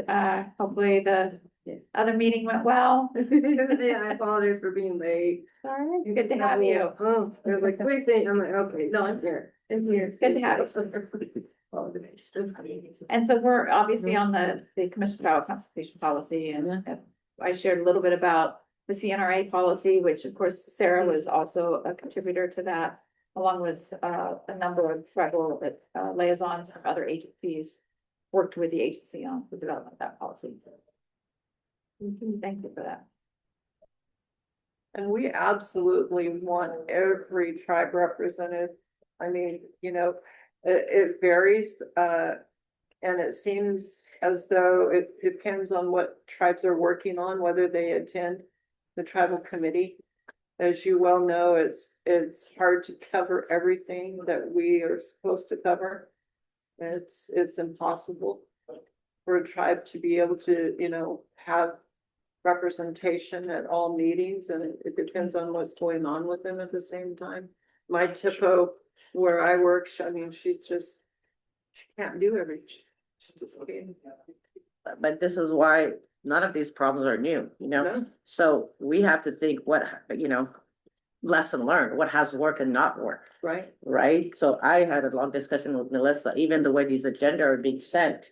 Right now, you've lost like 70% of your tribal member, right? Tell me that this is gonna be, December 9th to 12, you'll have a lot more people that, not having tribal committee session linked to the main agenda, right? So all the information is there, but it takes a lot of effort, to dig, into it. A lot of effort to read. Right, and then per region, if we know in advance, then there's a way that most of the region are represented, we can defer to one another. Sometimes we don't go to all, the meeting. But if within a region, we have, our tribes that we work with, then we have a better representation when it's a statewide, right? So same thing, I mean, I've been on meeting where, you know, it's federal, and there's 3 tribes, so we're holding the fort for what? How many tribes, right? So, yes, we can have technical quorum, but is it meaningful, right? So I think. Not that we want more work in it, but. No, I hear you. Okay. Great input. Anybody else online who wants to contribute to the conversation about the commission travel consultation policy?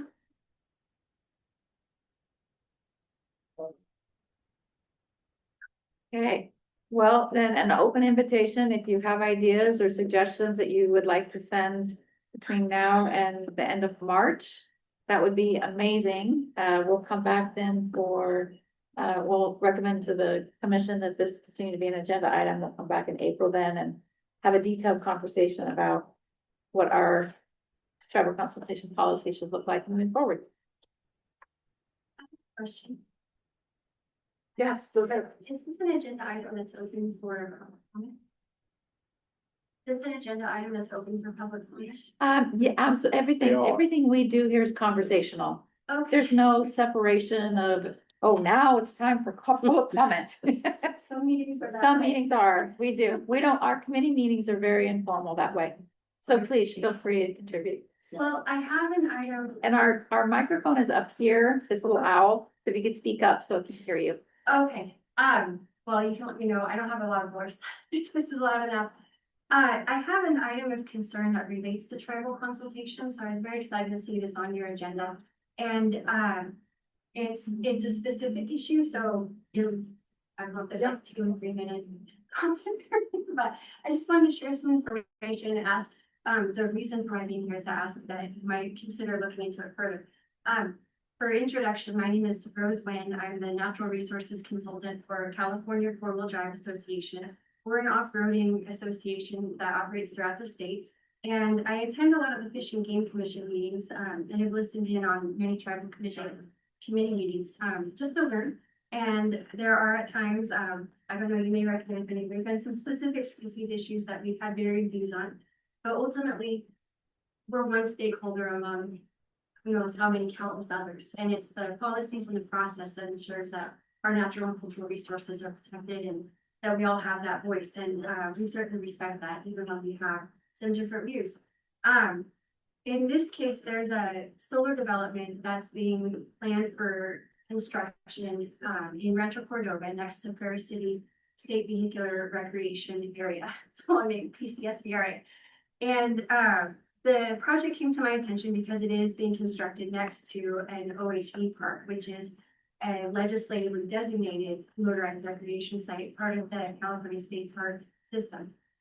And in looking into it, our concerns were elevated as we saw not only some very significant bypassing of CEQA process as it related to the state park unit, but also as it related to protection of natural and cultural resources. And ultimately, the final environmental impact report that was produced and approved by the Sacramento County Board of Supervisors is deeply flawed and really insufficient in addressing the analysis that should have been completed for natural and cultural resources, as well as for county code and state precedent for protecting habitat corridors and other elements. Additionally, there was significantly insufficient tribal consultation through their AB 52 completion, and that tribal consultation was closed prematurely. There were multiple tribal members that wrote letters and also spoke at public meetings to indicate that they disagreed with the closure of the AB 52 consultation, and to note their concerns that had been raised and ignored, not addressed in the documentation.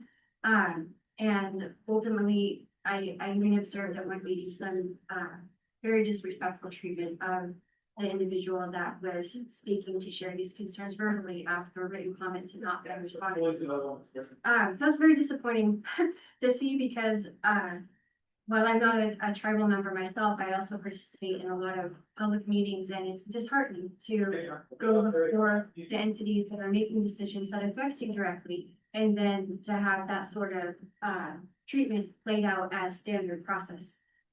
So a few of the specific things that may be of concern for the Fish and Game Commission as well as the tribal committee is that there are multiple California Endangered Species Act species that are listed and within the footprint of this project. And there was, again, insufficient analysis by CEQA for the projected impacts as well as the proposed mitigations. And I know that at some point, the request for incidental take permits will come before the California Department of Fish and Wildlife. And that's something that you weigh in on. And so we would request that there may be some additional optics based on that, because there are significant impacts again to multiple species at hand. Additionally, this project will require cutting down and completely decimating over 3,400 rare blue oaks and heritage oaks, hundreds of those of which are over 200 years old, and many of which are well over 400 years old. It's really a pristine blue oak woodland that is rare now in the whole footprint of our state of California. And it's really unconscionable and unparalleled what will happen in order to make this solar development move forward with construction. There will be blasting and scraping of nearly 2 square miles of low-lying oak woodlands, and that will upend cultural resources, and that is part of what was not addressed in the consultation.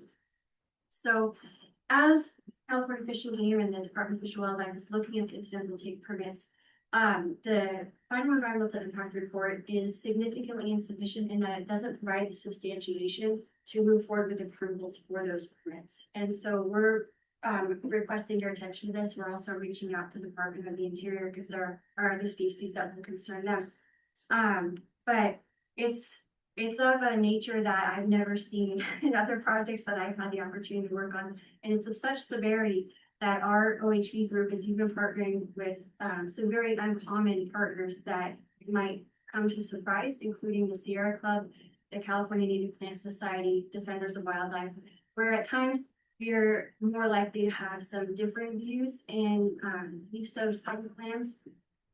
In this case, it is so severe that there is complete unification in our views. And ultimately, like our organization, while we advocate for motorized recreation, we never advocate for that at the sake of anything that would cause destruction to natural and cultural resources. And so I think that just helps to illustrate the severity of why this may pique your interest to look into further. Another piece that may be of interest is that the plan completely undermines the South Sacramento Habitat Connectivity Plan, or Habitat, yeah, I think it's the HCP Habitat Connectivity Plan. At the state park unit that I'm speaking of, this particular solar project runs adjacent to it on the south and east border and also encroaches into it.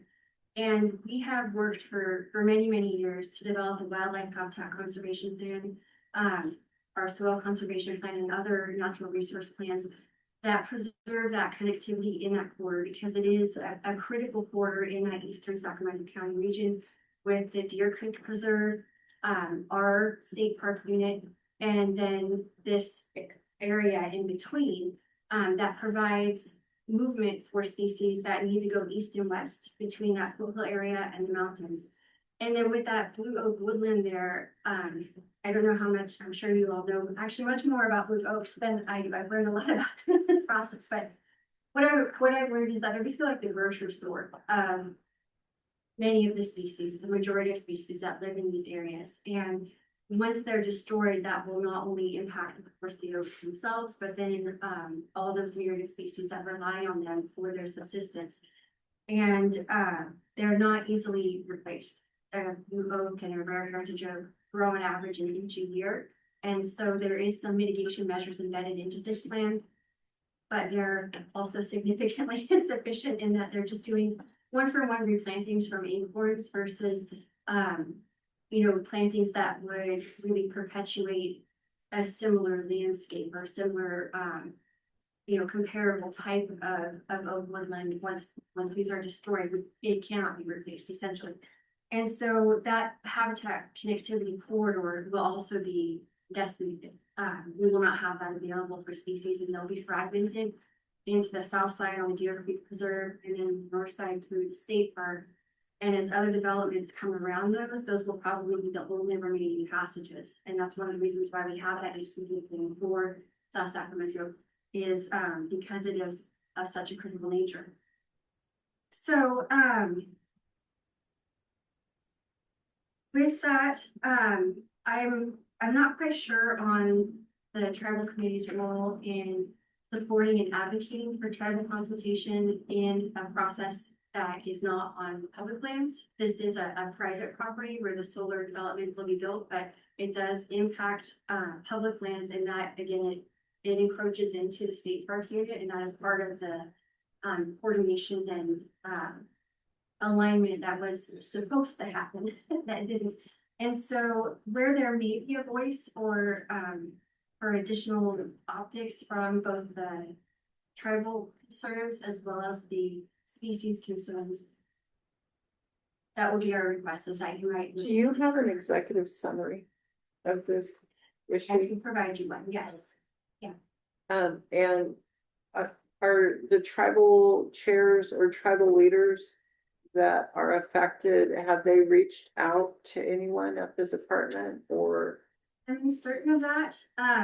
We have a pretty large coalition of groups that are working together on this now, and I know that some of them have had more direct contact with the tribes than I have personally. So I don't want to speak out of turn and say anything. The take permits will not come to the Fish and Game Commission. Sarah, are you familiar with this at all? I'm not, I was just trying to find out more information, but I don't know anything right now. So I think it would be more in our regional rather than headquarter, than trying to figure out who that might be. Yeah, and my understanding is that that would be, it would be Region 2 that would be issuing that permit. They would be working with state parks if that's who the land, if the encroachment is on their property. They would be coordinating with state parks, but that wouldn't necessarily even come to Sacramento, much less, it certainly would not come to us because the California Fish and Game Commission does not have permitting authority for these projects. It's the department, and they don't have to come to the commission for the commission's perspective. Okay, I thought that there may be something regulating that. Yeah, so for those who are unfamiliar with our two agencies, the California Fish and Game Code is primarily what gives the commission its authorities. There's some other codes as well, but it's primarily California Fish and Game Code. And that code gives certain authorities to the department and certain authorities to the commission. And in some cases, there is coordination, like listing species, California Endangered Species Act. During that process, there is coordination because the department is the agency with the expertise on native species. They provide the petition evaluation, the status review report, scientific analysis, and recommendation for what action the commission should take. And then the commission considers that along with a whole bunch of other information, public input on whether or not to actually list a species or delist or change its status. But those responsibilities are separated and they're very clearly delineated in Fish and Game Code. And in the case of permitting for projects, that is an authority that is the department's. And we are two separate organizations. The department is an administrative body. And the commission is a statutory, Regulatory? no, Constitution. constitutional body. So we are separate with different responsibilities. In some cases, there's overlap, but in most cases, there's not. Yeah. The tribes should absolutely reach out to the department regardless, and state parks if they have not. Yes. Okay. And then in regard to the take permits, we'll just approach I can't hear you. in regard to the take permits, we'll just approach the California Department of Fish and Wildlife Right. separately about that. Okay. Maybe give Sarah your information. And she can put you in touch with the Region 2 folks. Yeah. Because they're the ones out of Rancho Cordova. Okay. Very good. Thank you for your questions and sharing the issues though, for sure. And depending on which tribe or, part of this project, you know, there's not a solution, right? So some part of it could be, you know, protected under what we call PCP, you know, like traditional, you know, cultural property. There's lots of options, but it has to be tribal led, you know, normally, right? Yeah. So, but if the process has failed so far and the tribes are not being heard, you know, it's very difficult. It is, well, listening to the conversation about the consultation plan. Yeah, It's so not impossible, it's been provided, but, you know, you would need a coalition of tribes, smaller than just one. Would have to be approved, that the people trying, working with agencies. Well, if there's interesting connection with those who are working on it, then that if maybe an avenue that could be pursued further. Thank you. Yeah, let's go ahead and move to staff and agency updates. Sure, absolutely. So this is the agenda item where we get reports from different agencies. Natural Resources Agency today was not available, so they're not here. California Ocean Protection Council, again, Ocean Protection Council meeting downstairs today, so they were not able to attend. But I did receive some information that I was able to incorporate into the meeting materials. And so there are two documents, or well, one's a document, one's a link. And so 5.1 is the exhibit number. It's the Ocean Protection Council's call for tribal representatives to be nominated for the Marine Protected Area Statewide Leadership Team. Those nominations are due on January 13. All of the information is in that exhibit. For those who are not familiar with the PA Statewide Leadership Team, this is an interagency body that helps manage the state's Marine Protected Area network and management program. So they are looking for tribal representatives for all regions for both primary and secondary. So there are lots of opportunities there. And then exhibit 5.2 is actually a hyperlink. It's not an exhibit. There's not a document. And this is a link to a survey that is open and has been open for several months, will continue to be open. They have not closed it, and they're looking for input on what kinds of impacts tribes are seeing on federally funded programs. So if you are seeing impacts in the work that you're doing related to California's ocean and coast on the federal funding side, the state is wanting to better understand those impacts and those interruptions, because it's possible the state may have the ability to help fill in or perhaps have an impact in Washington, D.C.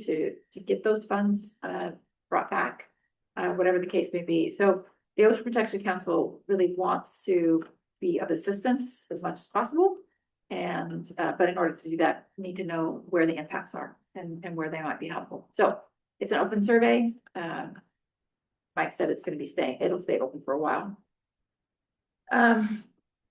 He also mentioned that the Ocean Protection Council today was considering a new strategic plan, which includes objectives aimed at increasing tribal engagement and supporting tribal stewardship.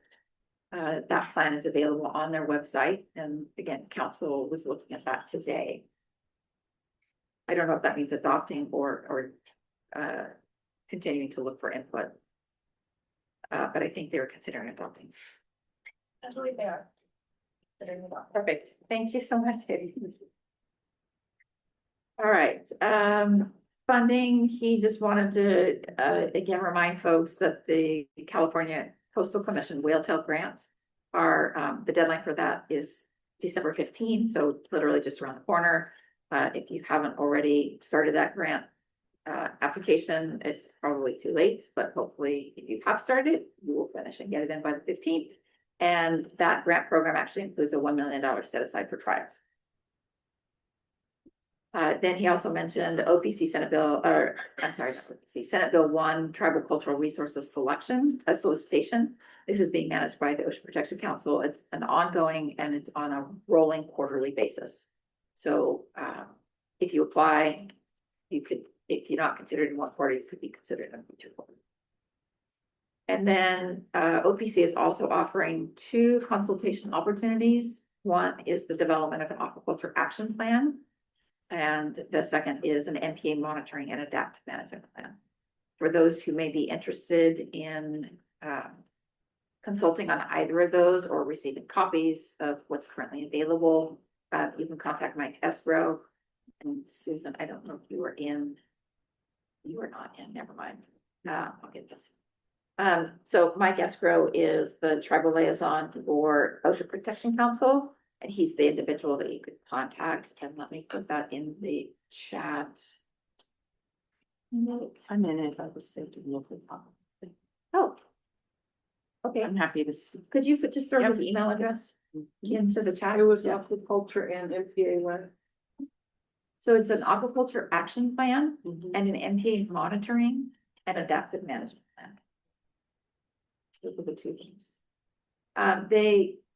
These have both been, they sent letters to tribal leaders on both of these. They were going to originally finish their consultations here in December, but they've had a number of requests and they know they're going to go past that. So they've extended to the end of January. Okay. So that buys folks some time. If they still have an interest in this. And Mike Escrow's email address for anybody who's not in Zoom is just michael.esgro@resources.ca.gov. Again, michael.escrow, ESGRO@resources.ca.gov. And Kelsey, I was asking if you could add us to. Sure. Thank you. It's in Okay. Arnold. So that's the Ocean Protection Council. And unless there are any questions on any of that, I will hand it over to Sarah Fonseca, with the department. Hi, thank you. Good afternoon. Good to see you, Chair Officer Carlson and staff, and thank you for the tribal members and representatives that are here today. Like Melissa mentioned, my name is Sarah Fonseca. I'm the California Department of Fish and Wildlife's tribal liaison. We did include some meeting materials in the packet that's available online, just so you can reference it later. It is Exhibit 5.3. In those, it includes details, contacts, dates, links, just so you can have that and refer to it later. Share it with other staff. So I just want to really highlight some of the overall things that are happening rather than go through the whole thing, because you can read that later. We did include some of rolling funding opportunities or grant opportunities. There's some from the cannabis program, our oil spill prevention response group, and those are rolling. So if you do have any questions, I believe there should be contact information specific to those programs, but feel free to also just email me and I can connect you with the folks easy. In our updates, there is mention of our information on the Clear Lake Hitch Science Workshops and Leadership Summit. And so that kind of originated with the tribes coming here to the tribal committee and then going to the commission. And so I think we're on the 4th year of the summit, 3rd year? I think 3rd year. And so there's some information about that summit. They've kind of morphed it into 3 different parts. There's going to be a series of science workshops where you get really into the details with the scientists, tribal and various governmental folks. And so one was just last week. There's another one on the 12th, which is this week.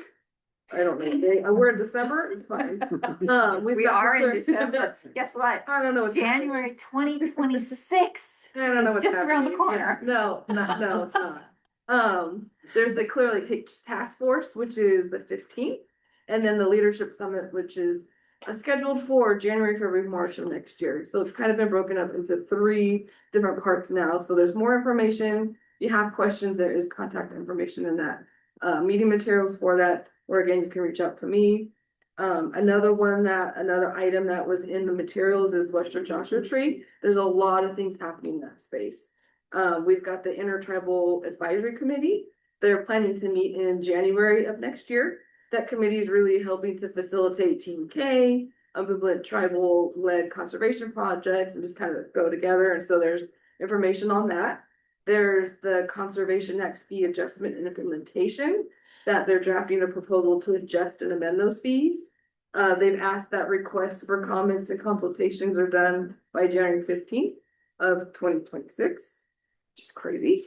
And then there's the permitting program EIR. The formal comment period for that does end December 15th, but the department welcomes tribal input through the summer or through the spring of 2026, excuse me, while we're drafting the document. So even though the final comment period ends, we still will welcome tribal inputs during that period while staff are working on that. In the materials, we also have a nice summary from our wildlife branch about the game regulation proposals for the 25-26 cycle. That is actually attached at the end of ours, so you'll see the updates, and at the end of 5.3, there's a summary of those. That if you have questions, Regina's here. We've got Scott online, but you need connecting, I can do that for you. So, of course, if there's any questions, you can reach out to me directly. It's tribal.liaison@wildlife.ca.gov. That's my email address. I'm here to help answer questions and really connect you to our different programs and staff, whether it's headquarters or regions, because we do a lot, we're involved in a lot, and I can just really help you connect and break down some of the silos. So that's really it for our department updates. I know there's always things happening, but just kind of some of the highlights of what's happening right now. Sarah, can I add a request to your long list? Yeah, sure. Things to do. I apologize. Would you send me direct emails regarding Clear Lake Hitch, please? Yes, So I can stay informed on that.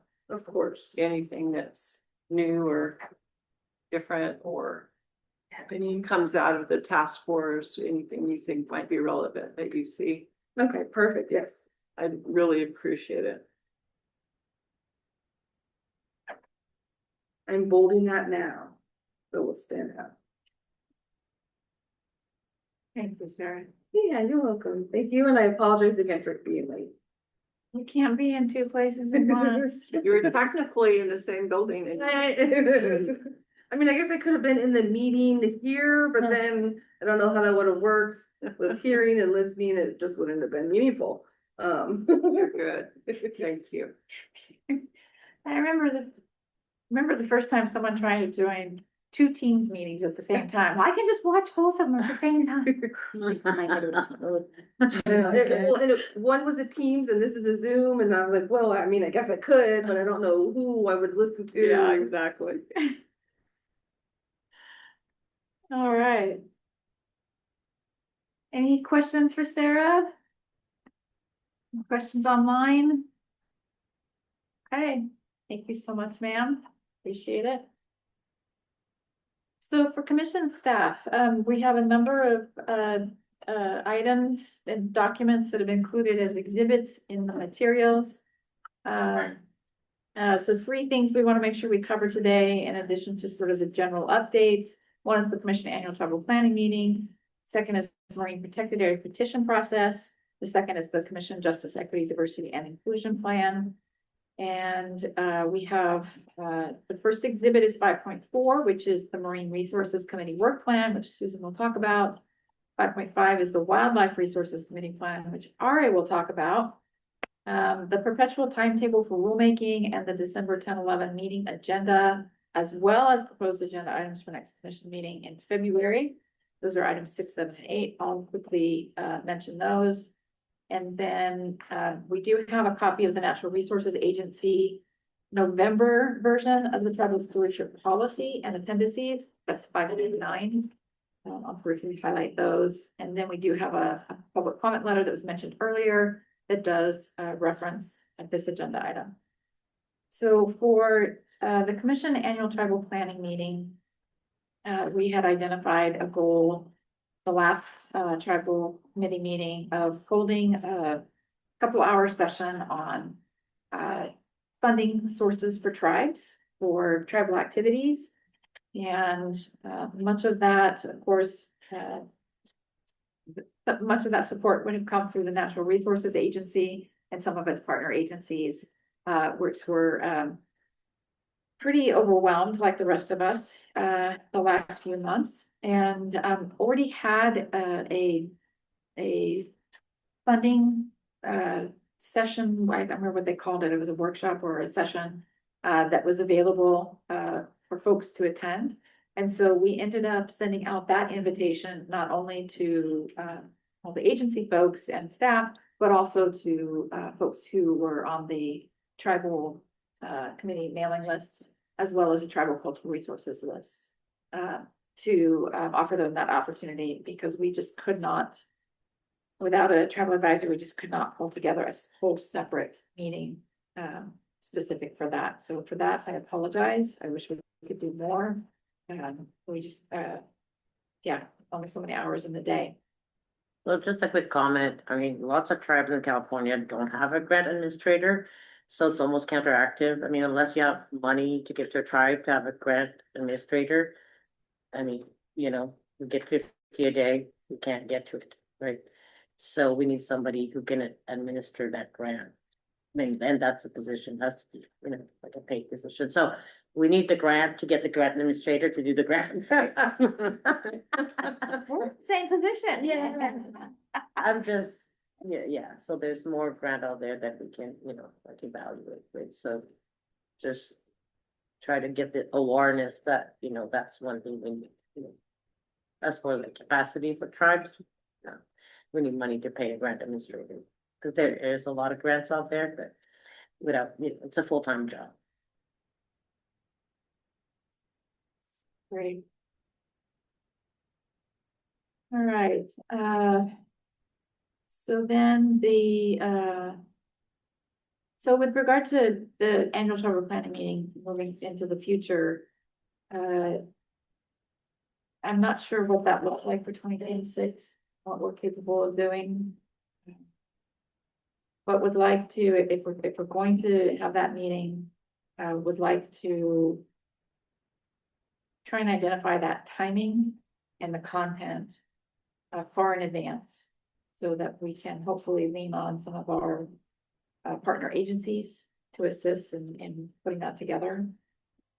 Because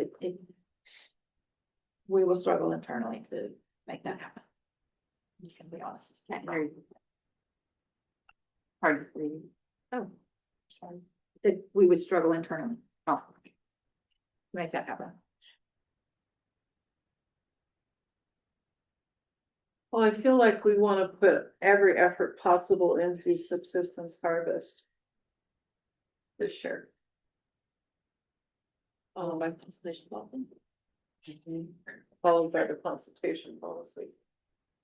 So I think we have a very clear directive from tribes in the state on tribal subsistence harvest. I don't know that we need to plan, even though, you know, it's something we want to do. We could have, you know, a few hour meeting to talk about where we are with things and to do a general check-in. But I would rather have that time focused on subsistence harvest, because I don't have the staff to do the coordination that needs to be done for the annual tribal planning meeting. I think we have to do what we can do with the resources that we do have.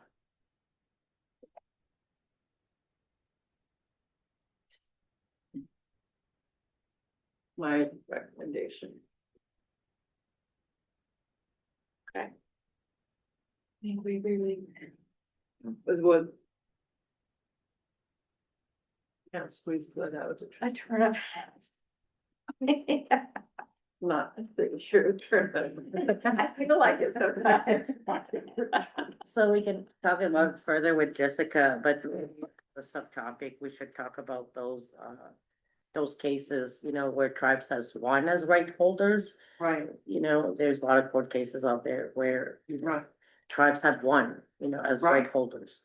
That would be And excellent. that's a information. body, you know, of knowledge that people don't have. That's a place that, you know, people need to use that knowledge. We don't need to fight in court the same, you know, the same fight that we already won. I think that general gathering of case law would be really helpful. You know, so people just need to be aware. Yeah, and I think, I mean, if I remember correctly, I think Susan, I remembered, I thought that our previous tribal advisor, not the last one on the board, had a couple of papers on existing case law that was related. I think that was one of the materials, part of the materials that we'd already put that sort of together. Yeah. I think it was laws and things. But it like has to that. be I don't know if specific it- to right I don't know that it was Yeah. case law though. Yeah, and of course, we don't want to get there, right, where, you know, there is a court case, but, you know, this is what we need to rely on to say, you know, this is why it needs to be defined, you know, we are right holders, so, you know, that needs to be, you know, Yeah. included, you know. Our eye has to be on getting that definition done, Yeah, but we need to take everything into consideration. Yeah. That would inform that. yeah. I believe that staff can pull together their original resources from when this started to make them available to everyone, Yeah. including the Okay. tribally Yeah, that'd be led good. effort, Okay, very good. collaborative effort. We can Can find- you share emails with Jessica? Is that possible? For Yes, uh, sure. tribal emails in previous years from people who are interested in on the Fish and Game Commission list? Are you talking about former participants? Yeah, who participated in the subsistence? Yes, Yeah, we could do that for the subsistence. We can't do that for the Right. general list. for the subsistence.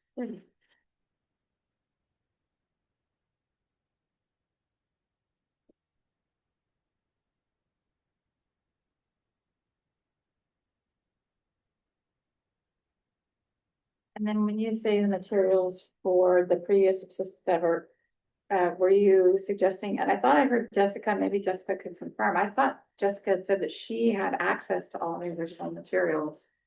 Did I'm I, not sure. did I hear that correctly? She may not be on. No, she's not on. Okay. I can definitely send her a message, just confirm that she has them, and if she doesn't, we'll make sure to get. Okay.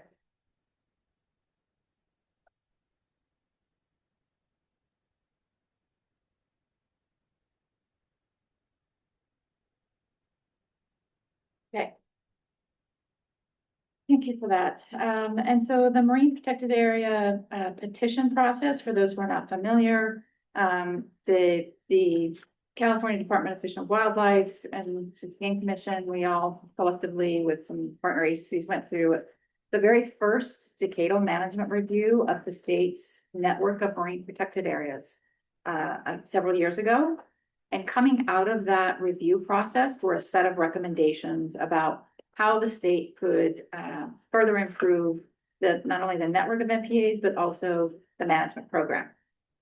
And so one of the recommendations related to that was the ability to allow the public to make recommendations. And we'd heard for years from folks who would say, hey, I think we should make this change or that change, and you might want to consider. And there hadn't been a formal opportunity yet. We were waiting for the decadal management review to be completed. And so one of those recommendations was for the public to have the opportunity to submit ideas and suggestions for improvements to the network and the management program. And so the commission determined that it was going to use its existing petition process. So we have a petition for regulatory change that we've been using for a number of years now. And the commission indicated we're going to use that process for the public to submit ideas. We got 20 MPA petitions. Each of those petitions had a number of recommendations, some quite large, some smaller. In total, it was over 70 recommended actions among those 20 petitions. So quite a lot.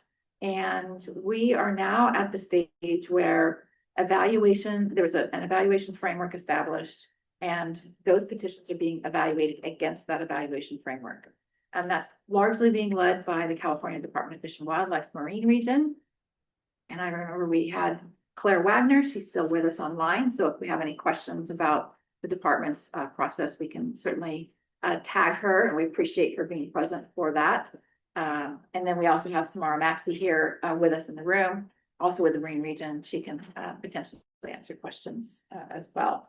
But I want to, so that folks can get an update on the status of that process right now and what we're doing. Susan Ashcraft is our marine advisor. She's been helping lead the clinician side of that work, and I'm gonna let her talk about where we are in the process and where we're heading. Okay, thank you. So as Melissa said, I'm Susan Ashcraft and I'm here in Sacramento. I am the Marine Advisor to the commission. So I've been here about 11 years doing that. So, as Melissa said, there are 15 public petitions that are still going to be considered by the commission that cover many different proposed actions. 4 of those petitions were identified as tribally led. They're either sponsored by a tribe or co-sponsored by a tribe. The commission so far, the commission's plan is to begin to review those petitions, all of them, the 15, in early 2026. The Department of Fish and Wildlife will be releasing evaluations of the petitions based on questions, considerations that the commission endorsed. And those are going to be released at the very end of February. And the public will have at least 30 days to review those before there's a first meeting, a public meeting about it. So tomorrow, the commission decided to use that they all wanted to be participants. Usually these meetings have been going through the Marine Resources Committee, a committee like this with 2 of the commissioners co-leading, but instead the full commission wants to participate, but they want it to be more of a dialogue style, such as the committee. So they're going to be convening a committee style format of the commission with 3 meetings. They're going to be focused in regions of the state that that have clusters of proposals that may affect their area or MPAs in that area. And as it relates to tribally led petitions, the commission would like to start with review of those at that day and then move on to the other petitions, actions that are not tribally led or co-sponsored. Thursday. Thursday, the last day of the meeting, the commission will consider proposed dates and locations that are provided in the meeting materials. One of the proposed dates is in late April, and 2 dates in May, and those are listed in the materials for different locations. They're intended to be as close as possible to the highest concentration of petitions, where it takes anywhere from 1 to 3 hours to drive from various places to get to that destination. Not ideal, but that's the best we can do with 3 to cover 1,100 miles of coastline. So, but at any rate, so they'll be discussing that. One thing that I wanted to bring to your attention during this meeting is that one of the petitions has recently had a tribal co-sponsor added to that petition, and that is petition tracking number 28 MPA, and it pertains to a proposed marine protected area at Point Sal. So there is a joint letter that's in the meeting materials for this commission the commission meeting this week under item 16. That is a joint letter from the original petitioner, which is the Natural Resources Defense Council and the Northern Chumash Tribal Council, as a request to be treated as a tribally co-sponsored petition, and similar to the other 4. So we bring this to your attention because at a previous tribal committee meeting, the tribal committee discussed and clarified which were identified as tribally led petitions. And at that point there was discussion between about potentially having the tribal co-sponsor. It hadn't been formalized. It now has been, and so we would appreciate any input that you have Chair Hostler Carmison, pertaining to whether to approach this as a tribally led petition, co-sponsor petition, and number one. So that's a first question, and then just any additional guidance that you have about all of the tribally led or co-sponsored petitions in regard to the vetting of them in the regional meetings, whether you want them additionally to be discussed in any special way. So. Oh, yes, and one of the co-sponsors is here in the room, and the other co-sponsor is online, so they're available to answer any questions as well.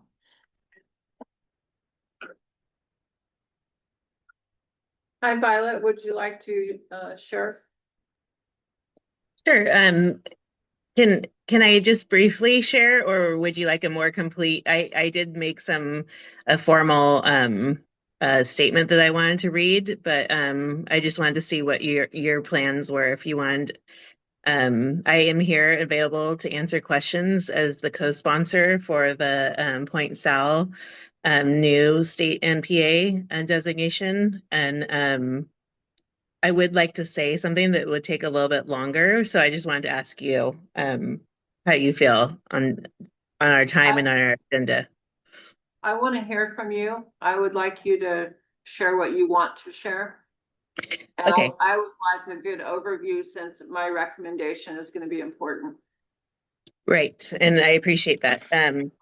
As you know, we were the nominators for the Chumash Heritage National Marine Sanctuary.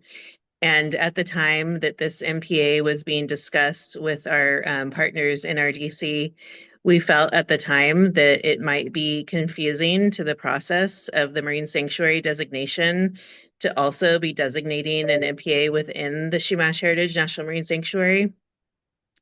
And once the sanctuary was designated, we revisited this application. Although we did support the application from the beginning, we didn't want to confuse the federal process, our local partners. We didn't want to delay. And if you recall, the designation for Chumash Heritage happened only a month before the administration changed. And we were under a really tight deadline and timeline, and we didn't want to add any possible wrench into the wheel, so to speak, at the time, to slow down the designation of Chumash Heritage. And so we now safely have the newest Marine Sanctuary designation. And some of the things that concerned me about the designation was being reviewed by the new administration, possibly defunded, possibly unfunded, possibly all the things with the staff layoff and budget constraints and the inability to, for instance, celebrate. We didn't celebrate the first tribally designated National Marine Sanctuary in 30 years. All these things that that bothered me after a decade of working on this. I had time to think it over and to mull over how we wanted to proceed. And one of the things that also really concerned me is that sorry, the dogs always bark right in the middle when I'm talking. Is that California added Chumash Heritage to its list of 30 by 30. And you'll see under Natural Resources Committee, under OPC, a lot of California agencies are promoting Chumash Heritage National Marine Sanctuary as a part of 30 by 30. And there's a lot of conflicting emotions about that, because I do not feel, as the nominator of the sanctuary, that it has the durable protection that 30 by 30 requires. And I do feel that nominating new MPAs within the California system gives it that durable protection. And so also in our recommendations, we have always been very collaborative with Shumash, with other partnerships, other NGOs, state and federal agencies, and very inclusive to advance tribal priorities, to include tribes that have very different viewpoints about their priorities, to be inclusive, and also to allow for cultural subsistence fishing and indigenous communities to co-manage and co-sponsor new marine protected areas.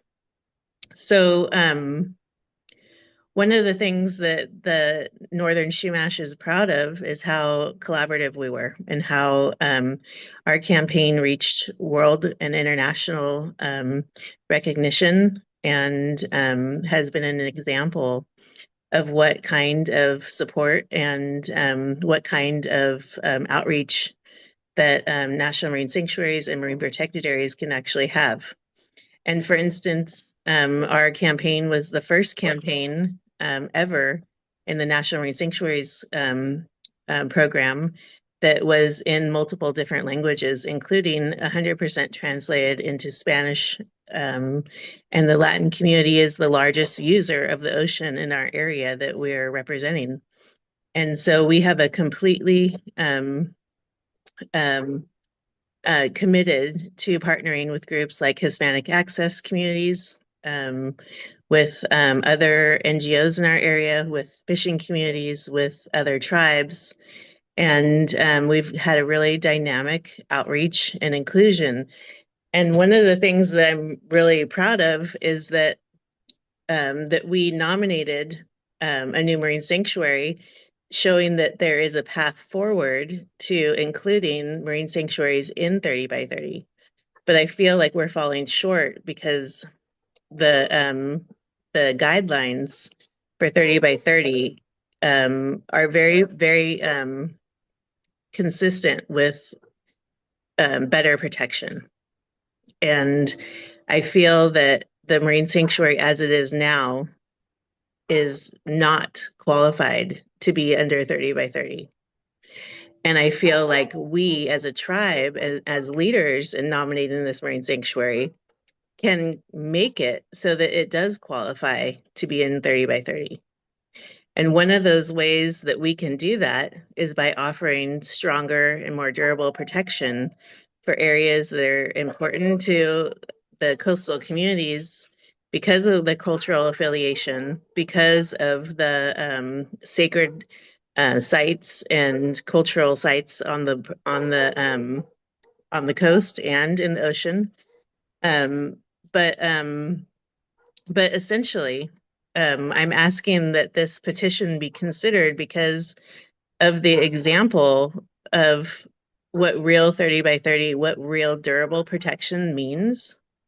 And that I do think that tribal stewards should have standards, and tribal nominations should have similar standards to what we're asking for other nominations to be under. And I think that one day all national marine sanctuaries should be able to be included in 30 by 30. And this is an example of how tribes could start managing coastal waters, marine protected areas, and start elevating these and getting the practice in to be able to do our own data, our own collection, our own co-management plans, our own consultation with Fish and Game and different organizations to be able to increase the durability for all national marine sanctuaries and all MPAs. And so given the opportunity to nominate this new MPA, it would make me feel more comfortable that our designation of Shumash Heritage has true durability and has some of the promises that we made the public that we're going to keep those promises. And that is protecting these ancient kelp forests. It's protecting things that haven't been destroyed.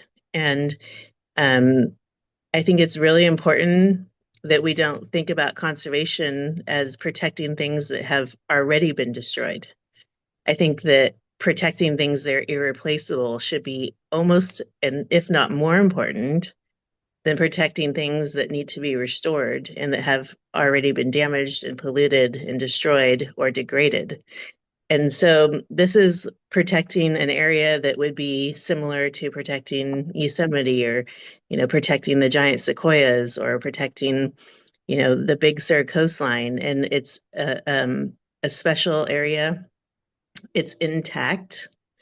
It is irreplaceable, and it would allow tribes to truly have that 30 by 30, that biodiversity protection, that durability, that, restriction on commercial fishing, and on, for instance, there's bottom trawling in the marine sanctuary right now, which does not align with the durability and protections that 30 by 30 asks for.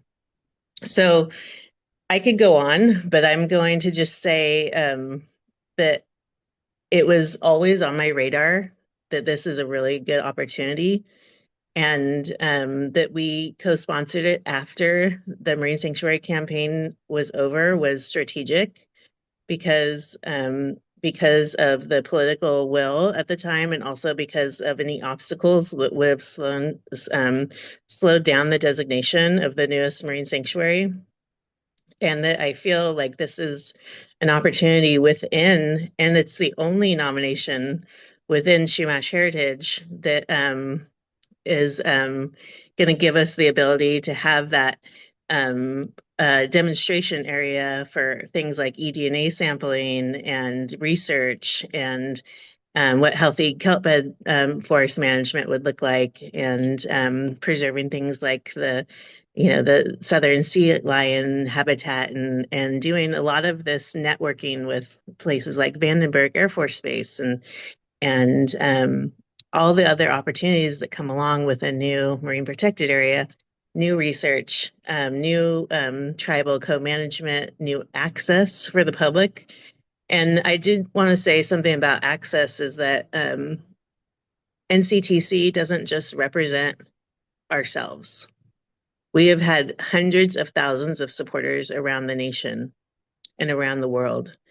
And this is an area that has limited access, and it's in an area that has got very high levels of marginalized groups of people, farm workers and disenfranchised workers, and Latin communities that do not have beach access.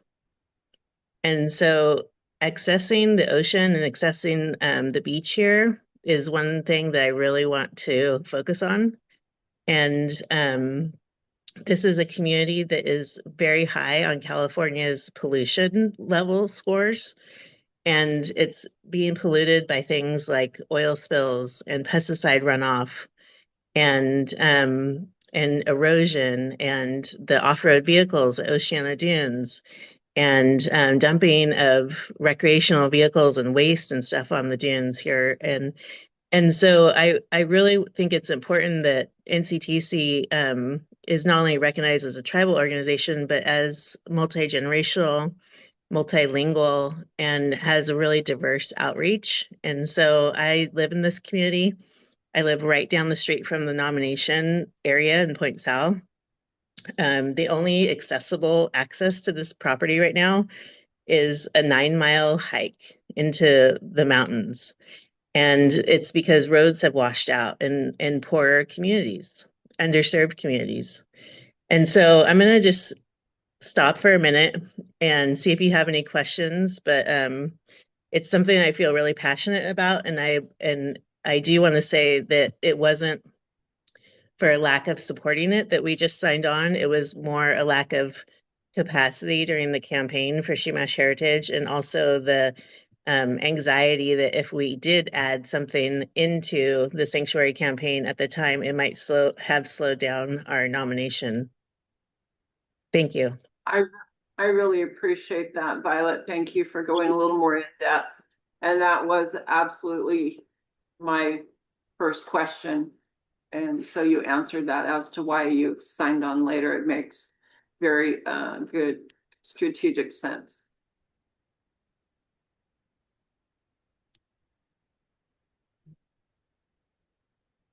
Okay, any comments?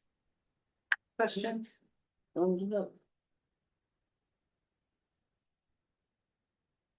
just want to say one thing. Hi, everybody. My name is Bella Sullivan. I'm with NRDC and I'm also Koyukan Basket in Alaska. But we just want to say we're so excited to be working with NCTC and Violet's leadership. And we are committed to continuing to support and advocate for tribal marine stewardship, management, and sovereignty. That's all I have to say. Thank you. Thank you for being here.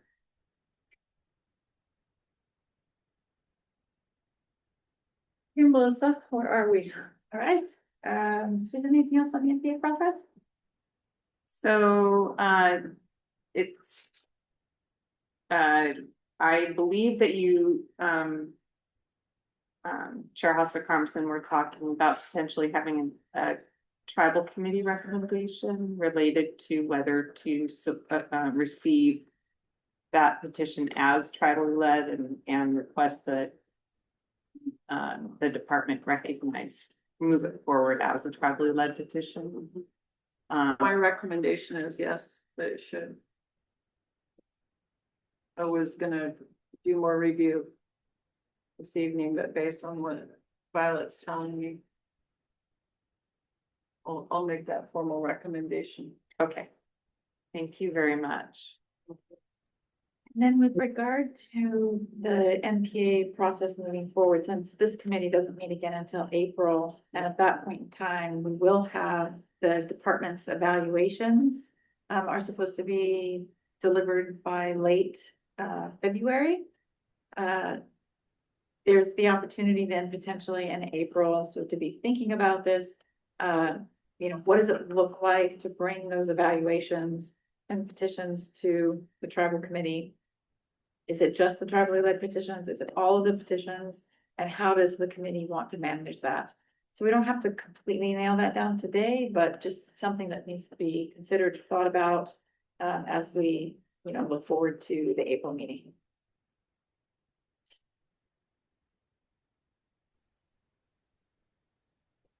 Melissa or Jackie? Yes. Hi, Craig. Hi, Dr. Schumann. Hello, good afternoon, Commissioner Carmson. How are you? Sorry Oh, for, wow. for joining late. So Craig Schumann, CWW Marine Region. Thank you for the discussion. Question about our review of the tribally focused petitions. And so, you know, we haven't had a chance to talk to the committee about the process to review them. And so where I think we're landing based on initial work thus far is that we'll probably have some placeholders and some questions for discussion on the tribally focused petitions that we would bring to you in April for further discussion, because we don't want to get out ahead of the tribal committee on some of these decision points that will need to be made when we're evaluating the petitions. So is that consistent with what the committee's thinking is, or just want to make sure we're all going the same direction? Yes, that is consistent with what I'm thinking. Great. Okay, perfect. Thank you. I will continue to educate myself on those, all petitions, but really look at those carefully. Perfect. Thank you. Thank you. Thanks, Craig. All right, and thank you, Susan, for helping tee that up in that conversation. The third item before we move into the more general staff updates is the Commission Justice, Equity, Diversity, and Inclusion Plan. As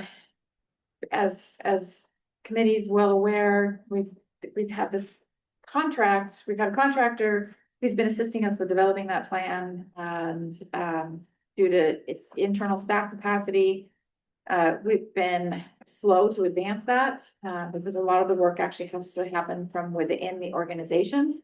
Contractor's been fabulous and trying to help us move that along. And we just have not had the ability to keep up. So, but what I can say is we're grateful for the help that they have provided. We were able to complete the external stakeholder survey.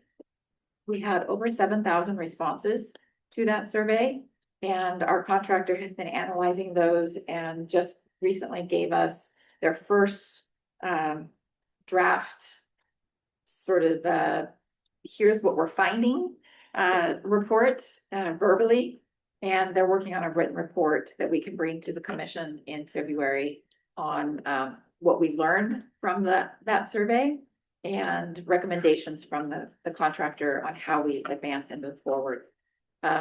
Due to some interesting state contracting laws, we still had some monies left and we still had some more work that we wanted to get done on that plan with our contractor. But rules will not allow us to extend it beyond December 31 of this year. So we actually will be completing what work we can with our contractor by the end of the month. And then we will be working on that plan internally on our own from there on out. So that's the status of that. Again, more information and a report out at the February commission meeting. So then I'm going to give it back over to Susan to talk about the Marine Resources Committee and the work that is on that committee's plan. Thank you, Melissa. Again, I'm Susan Ashcroft, the Marine Advisor for the Commission. And I also staff the Marine Resources Committee. Each of the committees meets 3 times per year. The Marine Resources Committee typically meets in March, July, and November. And the committee has a work plan that lists out the topics that the commission has referred to the committee for its review and ultimately for recommendation.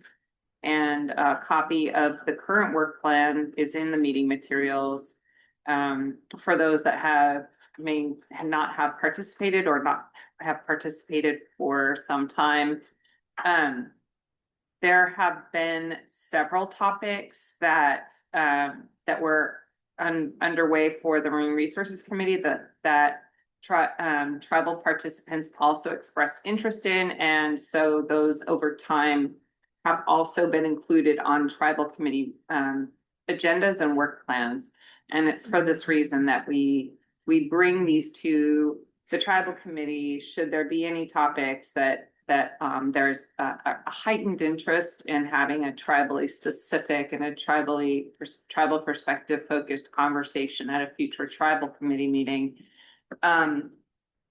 And so there's a lot of topics on the work plan, so I don't want to necessarily list them all, but they're emphasizing some that have been of particular interest to the tribal committee previously.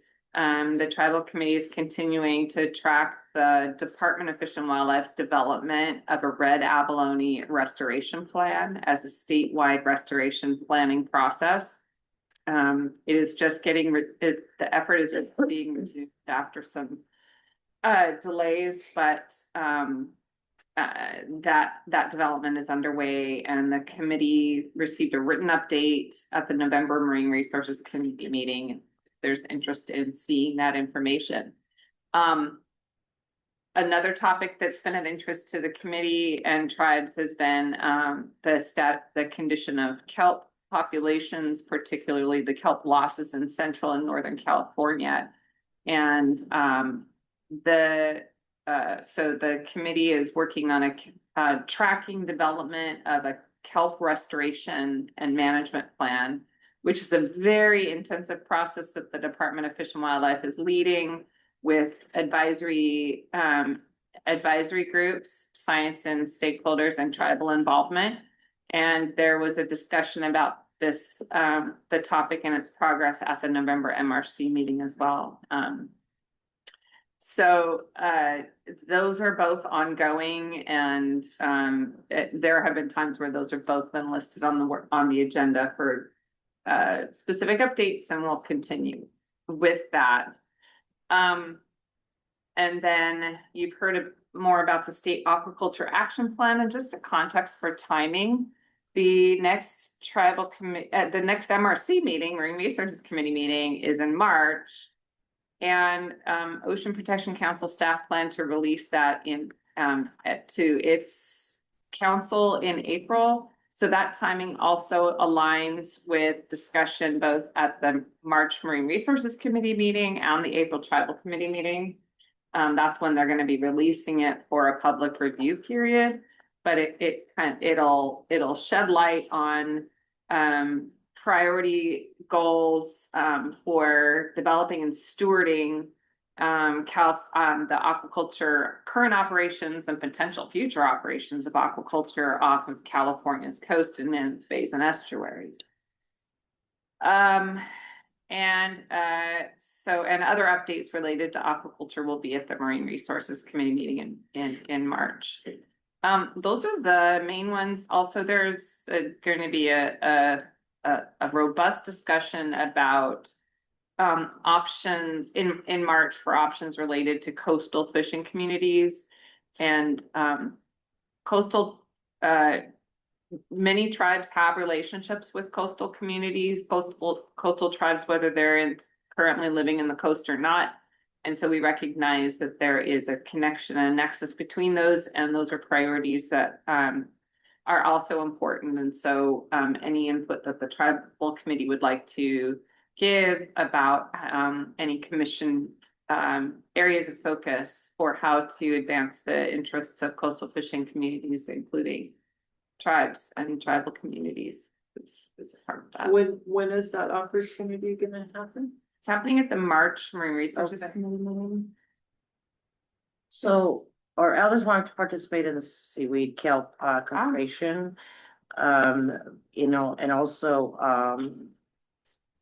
some of your like ecological species. And there's two here that I'd like to present that is really important culturally, but also saltwater fish. And I think for the Northern Valley tribes, it's not just the coastal resources, but it's the travel, right? So it's not just the end result, but it's the journey. Like it's almost a pilgrimage, right? So I had an elder coming this week and says, I don't know who's that lady, or but you go talk to her because that trail, people are still using that trail, right? So I think it's important, that connection, like the trade, right? So it's the movement, it's how people are, teaching, the younger, generation, how the transmission of culture is being done. And then we want to, protect both, the route, the travel, but also, the species, right, at the other end. So I think to see it in a greater perspective, we're not a coastal community, definitely not, but these, species are, extremely important. So, yeah, anything to add about those species? Well, the seaweed and the kelp, because I live in the Clear Lake area. So I'm well aware of the the little itch. Like at home we call it chai, so there's two names for it, but yeah, I'm really aware of what's going on over there, and I have roots over there in the Clear Lake area. But yeah, the seaweed is a really important part of their food staple as well, because they traded and they did the routes, I don't know how far they're getting along in their mapping, because we were very fortunate that we, are working with the forestry and willows, and they had this really big map and the boundaries. So within those boundaries, we're gonna get together and be like, to try to find these lines that aren't, being, no one knows they're there except for the elders, so we're gonna take them out. But that's something, yeah, that we would really, I'm gonna take this back to the Big Valley tribe, because they're one of the tribes over there, as well as Robinson, that travel over there, not only the seaweed, but the surffish. They rely on that. Abalone got scarce. That was a pretty good, that was like more of like a delicacy for them, a real, a treat. But yeah, that's something that's very important. I think that they will want to jump on board with it. So I'll just get on this link and like, just stay updated with you and, cause like she said, there's not a lot of, tribes that are really aware of what's going on and how this really is gonna affect them. What caught my interest was Tipple. Met up with Jay. She said, oh, they're having this meeting, fish and game. Well, I need to know what's going on so then I could better understand what to put in my tipple. The questions I need to ask or what I'm protecting. So it's a lot of good information that all tribes in California, as well as ones from Alaska, we all need to be more aware. And I think that really takes as your tribal government, the council needs to let them be aware of it. If they can't attend, then send one of the tribal members, that's an advocate. Like somebody said, they gotta remember that we all work as one community. If you can't do it, then someone else could do it, we'll find the means to get there. But so far, just being here, the information is really, it's here. We just gotta get it out there more, And again, it's more than subsistence, right? Olive shell, I mean, we're talking about, in the central, in Northern Valley, I mean, it's traded all over the Mississippi. I mean, this goes back as currency for 10,000 years, right? So it's way past just subsistence, right? It's a way of life, it's a trade. I mean, you can get a lot for it, right? So I think there's certain species like that has been, for sure, undermined. There are numerous opportunities to sign up for mailing lists. It's funny you should mention that. I'm in the process of typing that into the chat right now with the link. And so for those You're who, gonna get tired of getting things. She's gonna be. Oh. well, okay, so I was That's a gonna great- say, if you sign up, so for those who are on Zoom, you will receive a text message here in a moment that, can I text the group? You Or can send it to you. You can send it to the chat, Make as your that. co-host. Okay, so you'll get a message that has your link to the commission's webpage for signing up for our listservs. There's like 15 of them to choose from. You can pick as many or as few as you want, but there's one for tribal committee agendas. There's one for business meeting agendas. There's one for the other two committees. There's hunting, there's fishing, there's commercial fishing, recreational, et cetera, et cetera. So lots of things to choose from. If you do join any of them, you can actually remove yourself very easily. There's a link at the bottom of the page that takes you to where you can remove yourself. But for the tribal committee, it's actually only 1 or 2 messages every couple of months.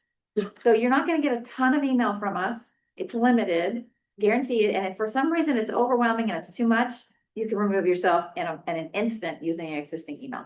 So that's what I'm putting in the chat right now. Good, thank you.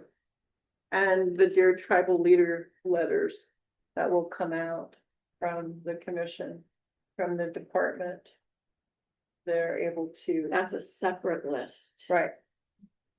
Yeah, so we are quite grateful to Sarah Fonseca, who helps maintain a mailing list for tribal contacts for the different tribes. We obviously use Native American Heritage Commission's list for the official AB 52 requests as we've been asked to do.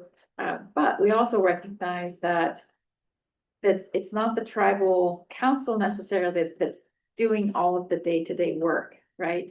It's the staff in the TIPO office, it's the staff in the environmental department, the staff in the transportation department, et cetera. And so Sarah's been wonderful about keeping tabs and maintaining a mailing list for all of those staff who are really doing the heavy lifting.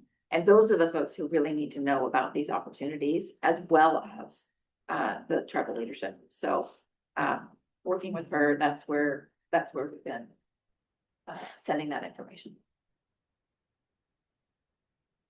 Our GIS person was wondering who should he contact for requests for certain shape files. I mean, I know sometimes it involves like maps or there's information that, you want the digital data, it goes back to data sharing.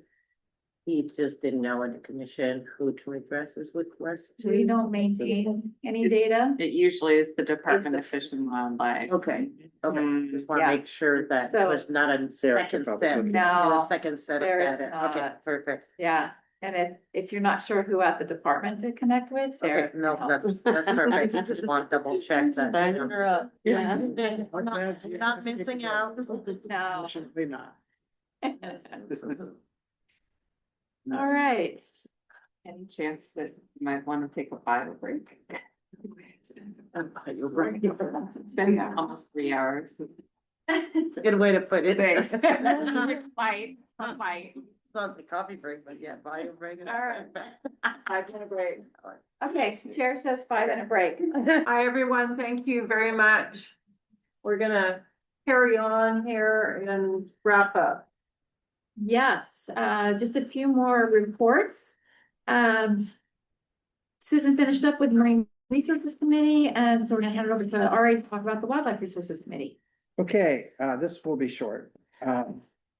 We have a short schedule next time, but so the Wildlife Resource, I guess I'll take a step back. The Wildlife Resources Committee is the third committee out of the 3 committees that the commission has. The first is this committee, Tribal Committee. You heard about Marine Resources Committee, so this is the Wildlife Resources Committee, which deals with inland and inland terrestrial and inland freshwater species. So everything that's not marine, essentially. And the next meeting of the WRC is scheduled for January 13th. There are 4 topics on the at least proposed. The first is inland sport fishing. So this is all of the recreational inland sport fishing regulations. It's a large package that the department is recommending to the commission. 2 years worth of suggestions for regulation change. That will be a discussion and a potential recommendation. The second, which has already been referred to the committee, is the commercial use of rattlesnakes. That again will be discussion and potential recommendation. We had opening discussion last time. So if anybody's interested in that. Then there are 2 more topics that will be proposed for referral at the next meeting tomorrow, at tomorrow's commission meeting. Staff will be recommending that department lands package be added. That would be added for discussion and potential recommendation at the May meeting. So the next meeting in January would just be a discussion, initial vetting. These would be all department lands, including wildlife areas and ecological reserves. So regulations for those. And the final one that we will be recommending that the commission add to WRC is mammal trapping. So these are some regulations that are out of date due to some changes in the Fish and Game Code having to do with mammal trapping over the past 5 or 6 years, and the regulations have not kept pace with those. So we will be eventually recommending that the commission propose some changes to those. And so that will be an initial vetting of the mammal trapping regulations. And that's it. There's really just 4 items on the docket for the January meeting. Again, that's January 13th. Yes. Here in Sacramento. Is that mammal trapping, is it associated with a species list? It's all non-game mammals. Okay. And those 4 topics are in addition to the standard updates. Yes, yeah, we generally have updates from the department and updates from law enforcement and things like that. We have some standard items that happen every meeting, and that, like all of our committee meetings, will be available both in person here in Sacramento and on Zoom.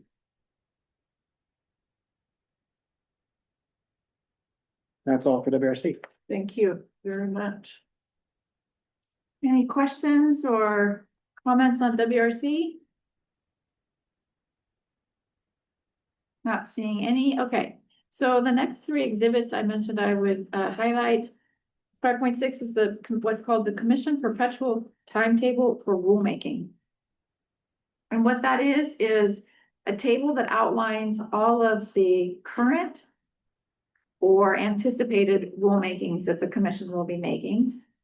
We have the first page is typically those that are in process, and then the second page are those that are on hold until they get scheduled. It's a very detailed document. There's a lot to it. And so I'm not going to try and explain it in detail now. For those who are interested, staff at any point in time is happy to walk you through that and show you what each of the different things means. But it gives you an inordinate amount of information in a single table. It's really, for staff, it's invaluable. Like, we can in an instant know what's going on, when, where, what meeting, what does the schedule look like 6 months from now? Is it getting overloaded? Or when are the committees discussing these different things? So it's really a super helpful table. So highly recommend it if you're interested in rulemakings. The next item is 5.7. That's the commission's December 11, 10/11 meeting agenda. That means tomorrow and Thursday meeting agenda. And so if there's anything on that agenda that you're interested in, I encourage you to participate either in person or via Zoom over the next 2 days. We will also report out on today's meeting with the travel committee. We will report out to the commission tomorrow, probably mid-morning or just after lunch on what came out of the travel committee meeting. And then 5.8 are proposed agenda items for the next commission meeting. So at every commission meeting, the commission authorizes agenda items that will be considered at the following commission meeting. And the commission only meets every other month. So that means in December, the commission will be authorizing agenda items for February. The president does have the authority to add additional agenda items in between, but nothing can be removed. So if the commission authorizes it, that means it will be on the agenda for that following month. And then I did mention exhibit 5.9. CNRA was not able to be here today. And so one of the other major projects that they've been working on the last couple of years is a tribal stewardship policy. And so in the meeting materials, you have not only the policy itself, but also several appendices that go with it. Those are all included in a single file together. And that stewardship policy they are taking comments on that now, and they're requesting that comments be submitted by the 6th of January. Or if a tribe wants to request consultation, to please do that also by January 6th. And who are they sent to? I'm sorry? Who are they sent to, those comments? To the Natural Resources Agency. Let's see if it's in here. I don't see it in the document, so we'll put that in the link for those who are on Zoom, and I'll get that to you. It's on the Natural Resources Agency page. Okay.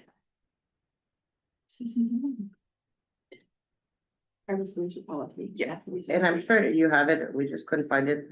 Is there, more information on the tribal led, petitions? Like, is there a sense of rules or the tribal led petitions? The MPA. The MPA petitions. Yeah, so the tribally led MPA petitions, if you go to the commission's website, we have from the homepage, you can get to our, submit a petition. Yeah. And the MPA petitions are all going to be listed there. Yeah. And so you can, but are they marked tribally led? No. That's what we were looking for, but I They're looking wasn't specifically sure there. for tribally led Petitions? MPA petitions. Yeah, I can, we can name them. Okay. Yeah, we can provide that Okay. context with you. Yeah. They're they're in the tables that we have, but Oh, we haven't given that table to the commission in recent time, so it'll be helpful probably to share that with you. And we should make a note of that for when we put all of the MPA petitions are going to be posted to the website here in the next couple of weeks. Okay. Along with public comments on each of those petitions that have been received to date. And then after each commission meeting, we'll be updating that document for each petition. And so that will be a good place for us to also mark Yeah. which ones are tribal. Okay. Tribal equivalent. Do you know offhand, Susan? I'm sorry, I was still, I'm doing two things at once. I have the tribal stewardship policy and toolkit website pulled up, and so. Could you please ask the question? The tribally led petition to which one of the members. Oh, yes, the tribally led petition numbers. Everything starts with 2023 dash, okay, because they were all received in 2023. December. December of 2023, indeed. So those petitions are, I'll just say dash 19 MPA. Yeah. That's new, proposed a new Chippewa SMCA by the Santinez Band of Chumash Indians. 20 MPA. Point Bouchon State Marine Conservation Area, also related to Santinez Band of Chumash Indians. 20, oh, that's 20 again. 21 MPA, Pyramid Point SMCA, Talawa Deni Nation.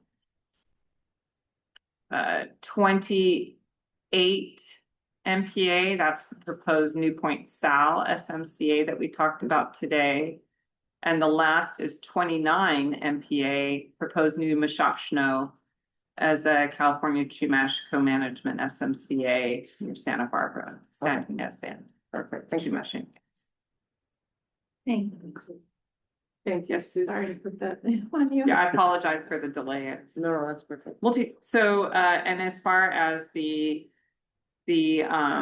comment period that is currently underway for the tribal stewardship policy and toolkit, I have that website happy to share, and we can put it in the Zoom chat, but that doesn't help our in-meeting participants. I can email it. Okay, perfect. Oh, perfect. Okay, thank you. And the deadline is January 6th.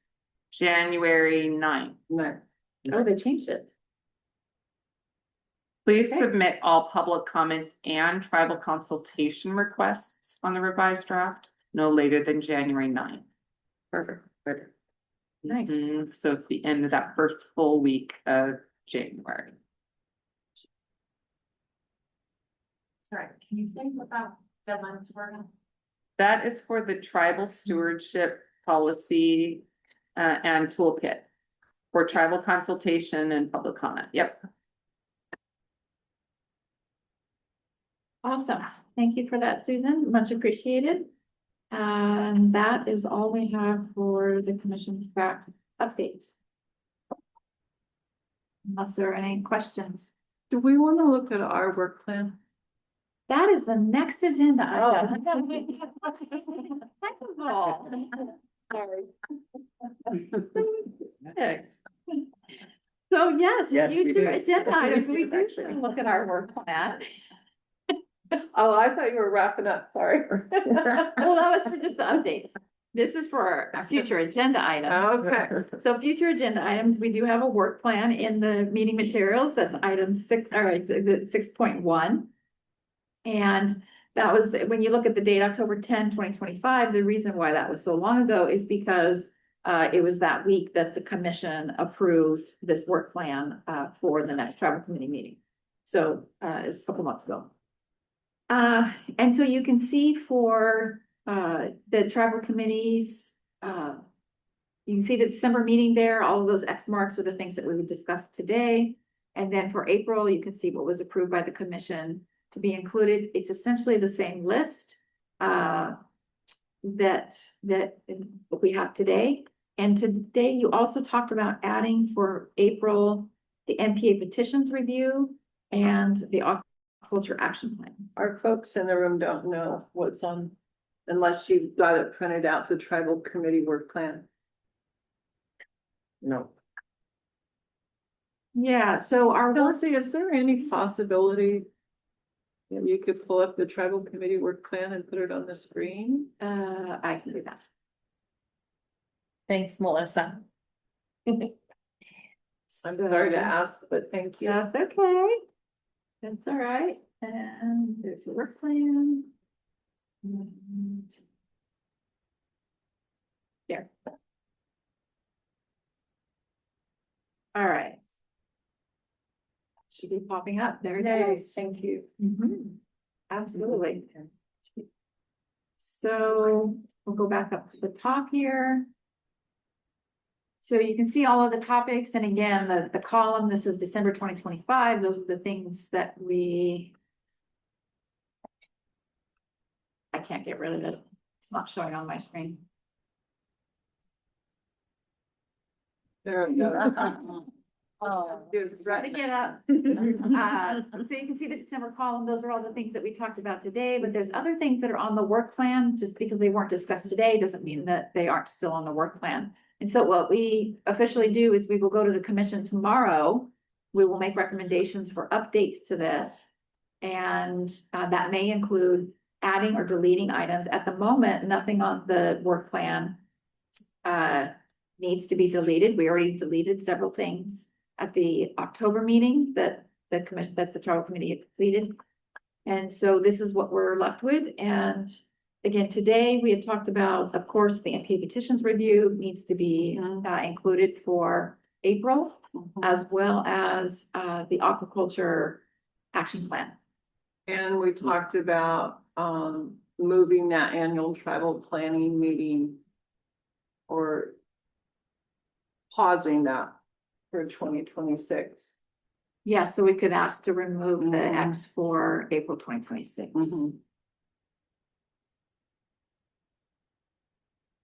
Okay. Get down to the bottom here.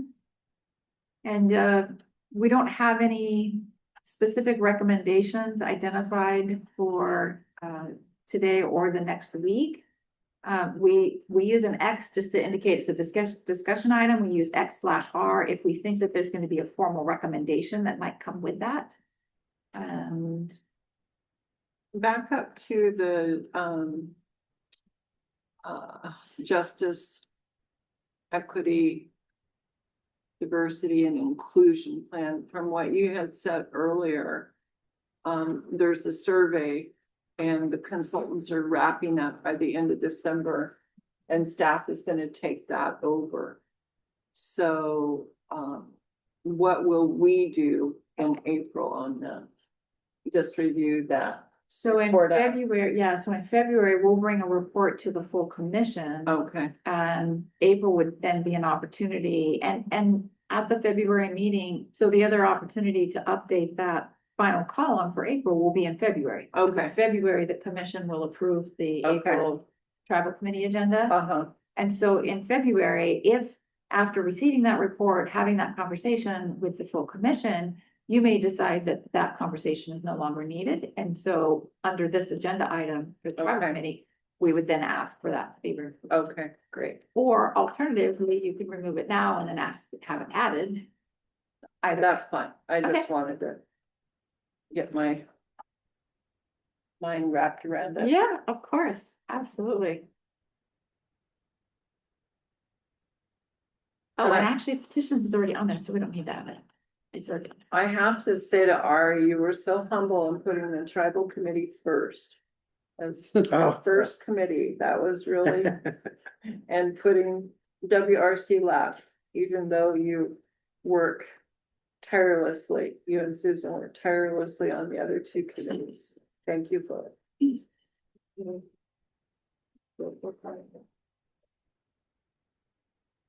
All right, any other changes that we want to suggest?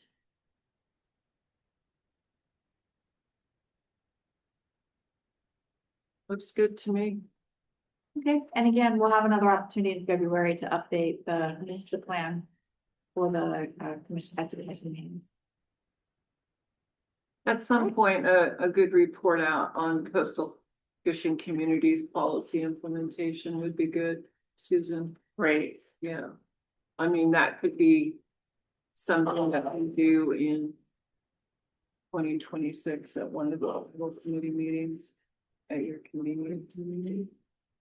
April might be a very good time to do that because we will just have come out of the March discussion of the MRC, and to share that with the tribal committee before it goes to the full commission the next day. That'd be great. Would be great to gauge your input. So can we add X there.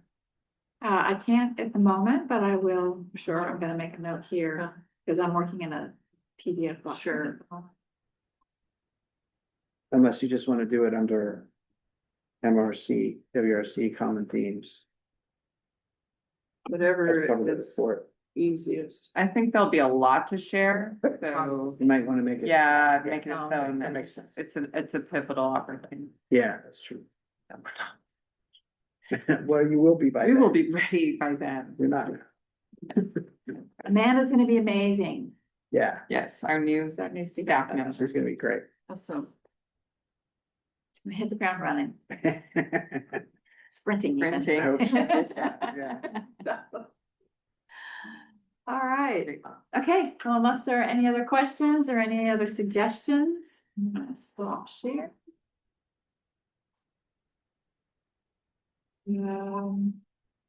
And so, just to summarize, we'll add coastal fishing communities, aquaculture action plan, and then we'll ask to remove annual tribal planning for April.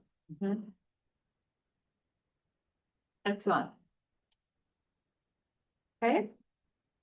And then general public comment for items not on the agenda is our final agenda item.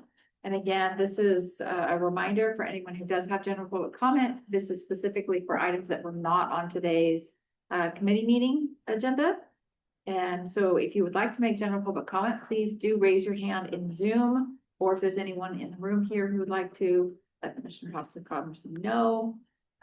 If you're on Zoom, your raise hand should be at the bottom of the window. And if you're on your cell phone, that should be also at the bottom of your screen. And you may need to unmute your microphone when you speak.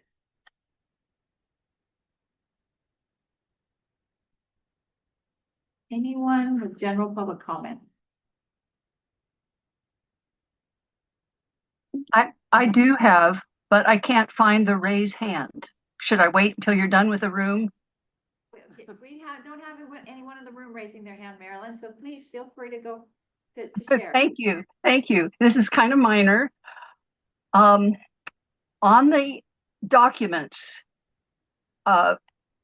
starting with the, page 13, the tribal consultation. It may be my computer, but other parts of that document, the ink, the font is dark enough you can read it. But for example, the print comes in is very difficult to read. And on page 49, there's a little portion where white on light blue. And later on, white on gray, page 52, I think it is. Maybe on your computers it comes through real good, and if it's only on mine, then I apologize for taking your time with this. But it's really not impossible, very difficult to read. There's not enough contrast.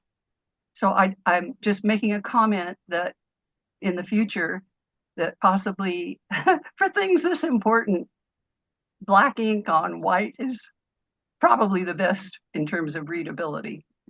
Thank you.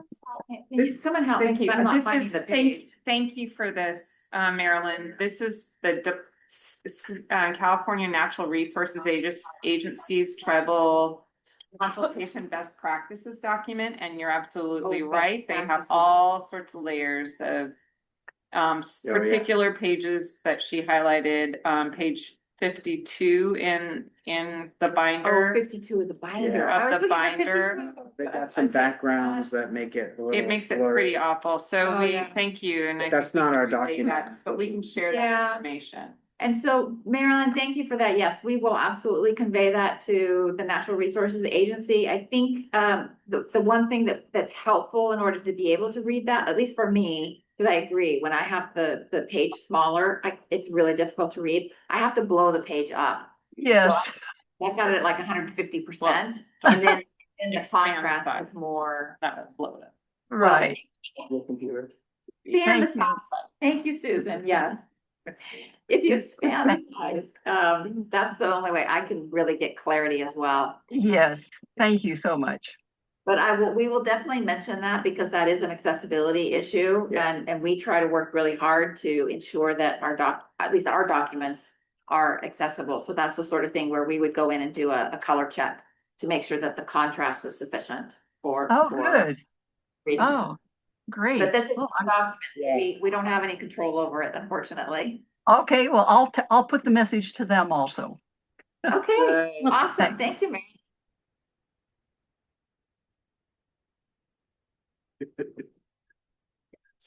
Yes. All right. Anyone else? Any final comments?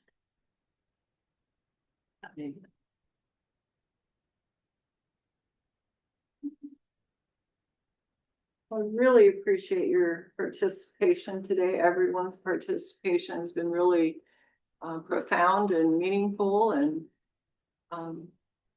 we just have lots of work to do.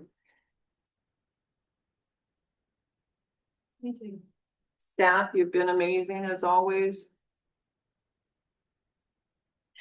Well, and thank you for being the amazing travel committee chair for all these years. From day one. I just don't go away. That's okay. We don't want you to go away. So with that, I'm going to adjourn the meeting. Thank you. Until next time.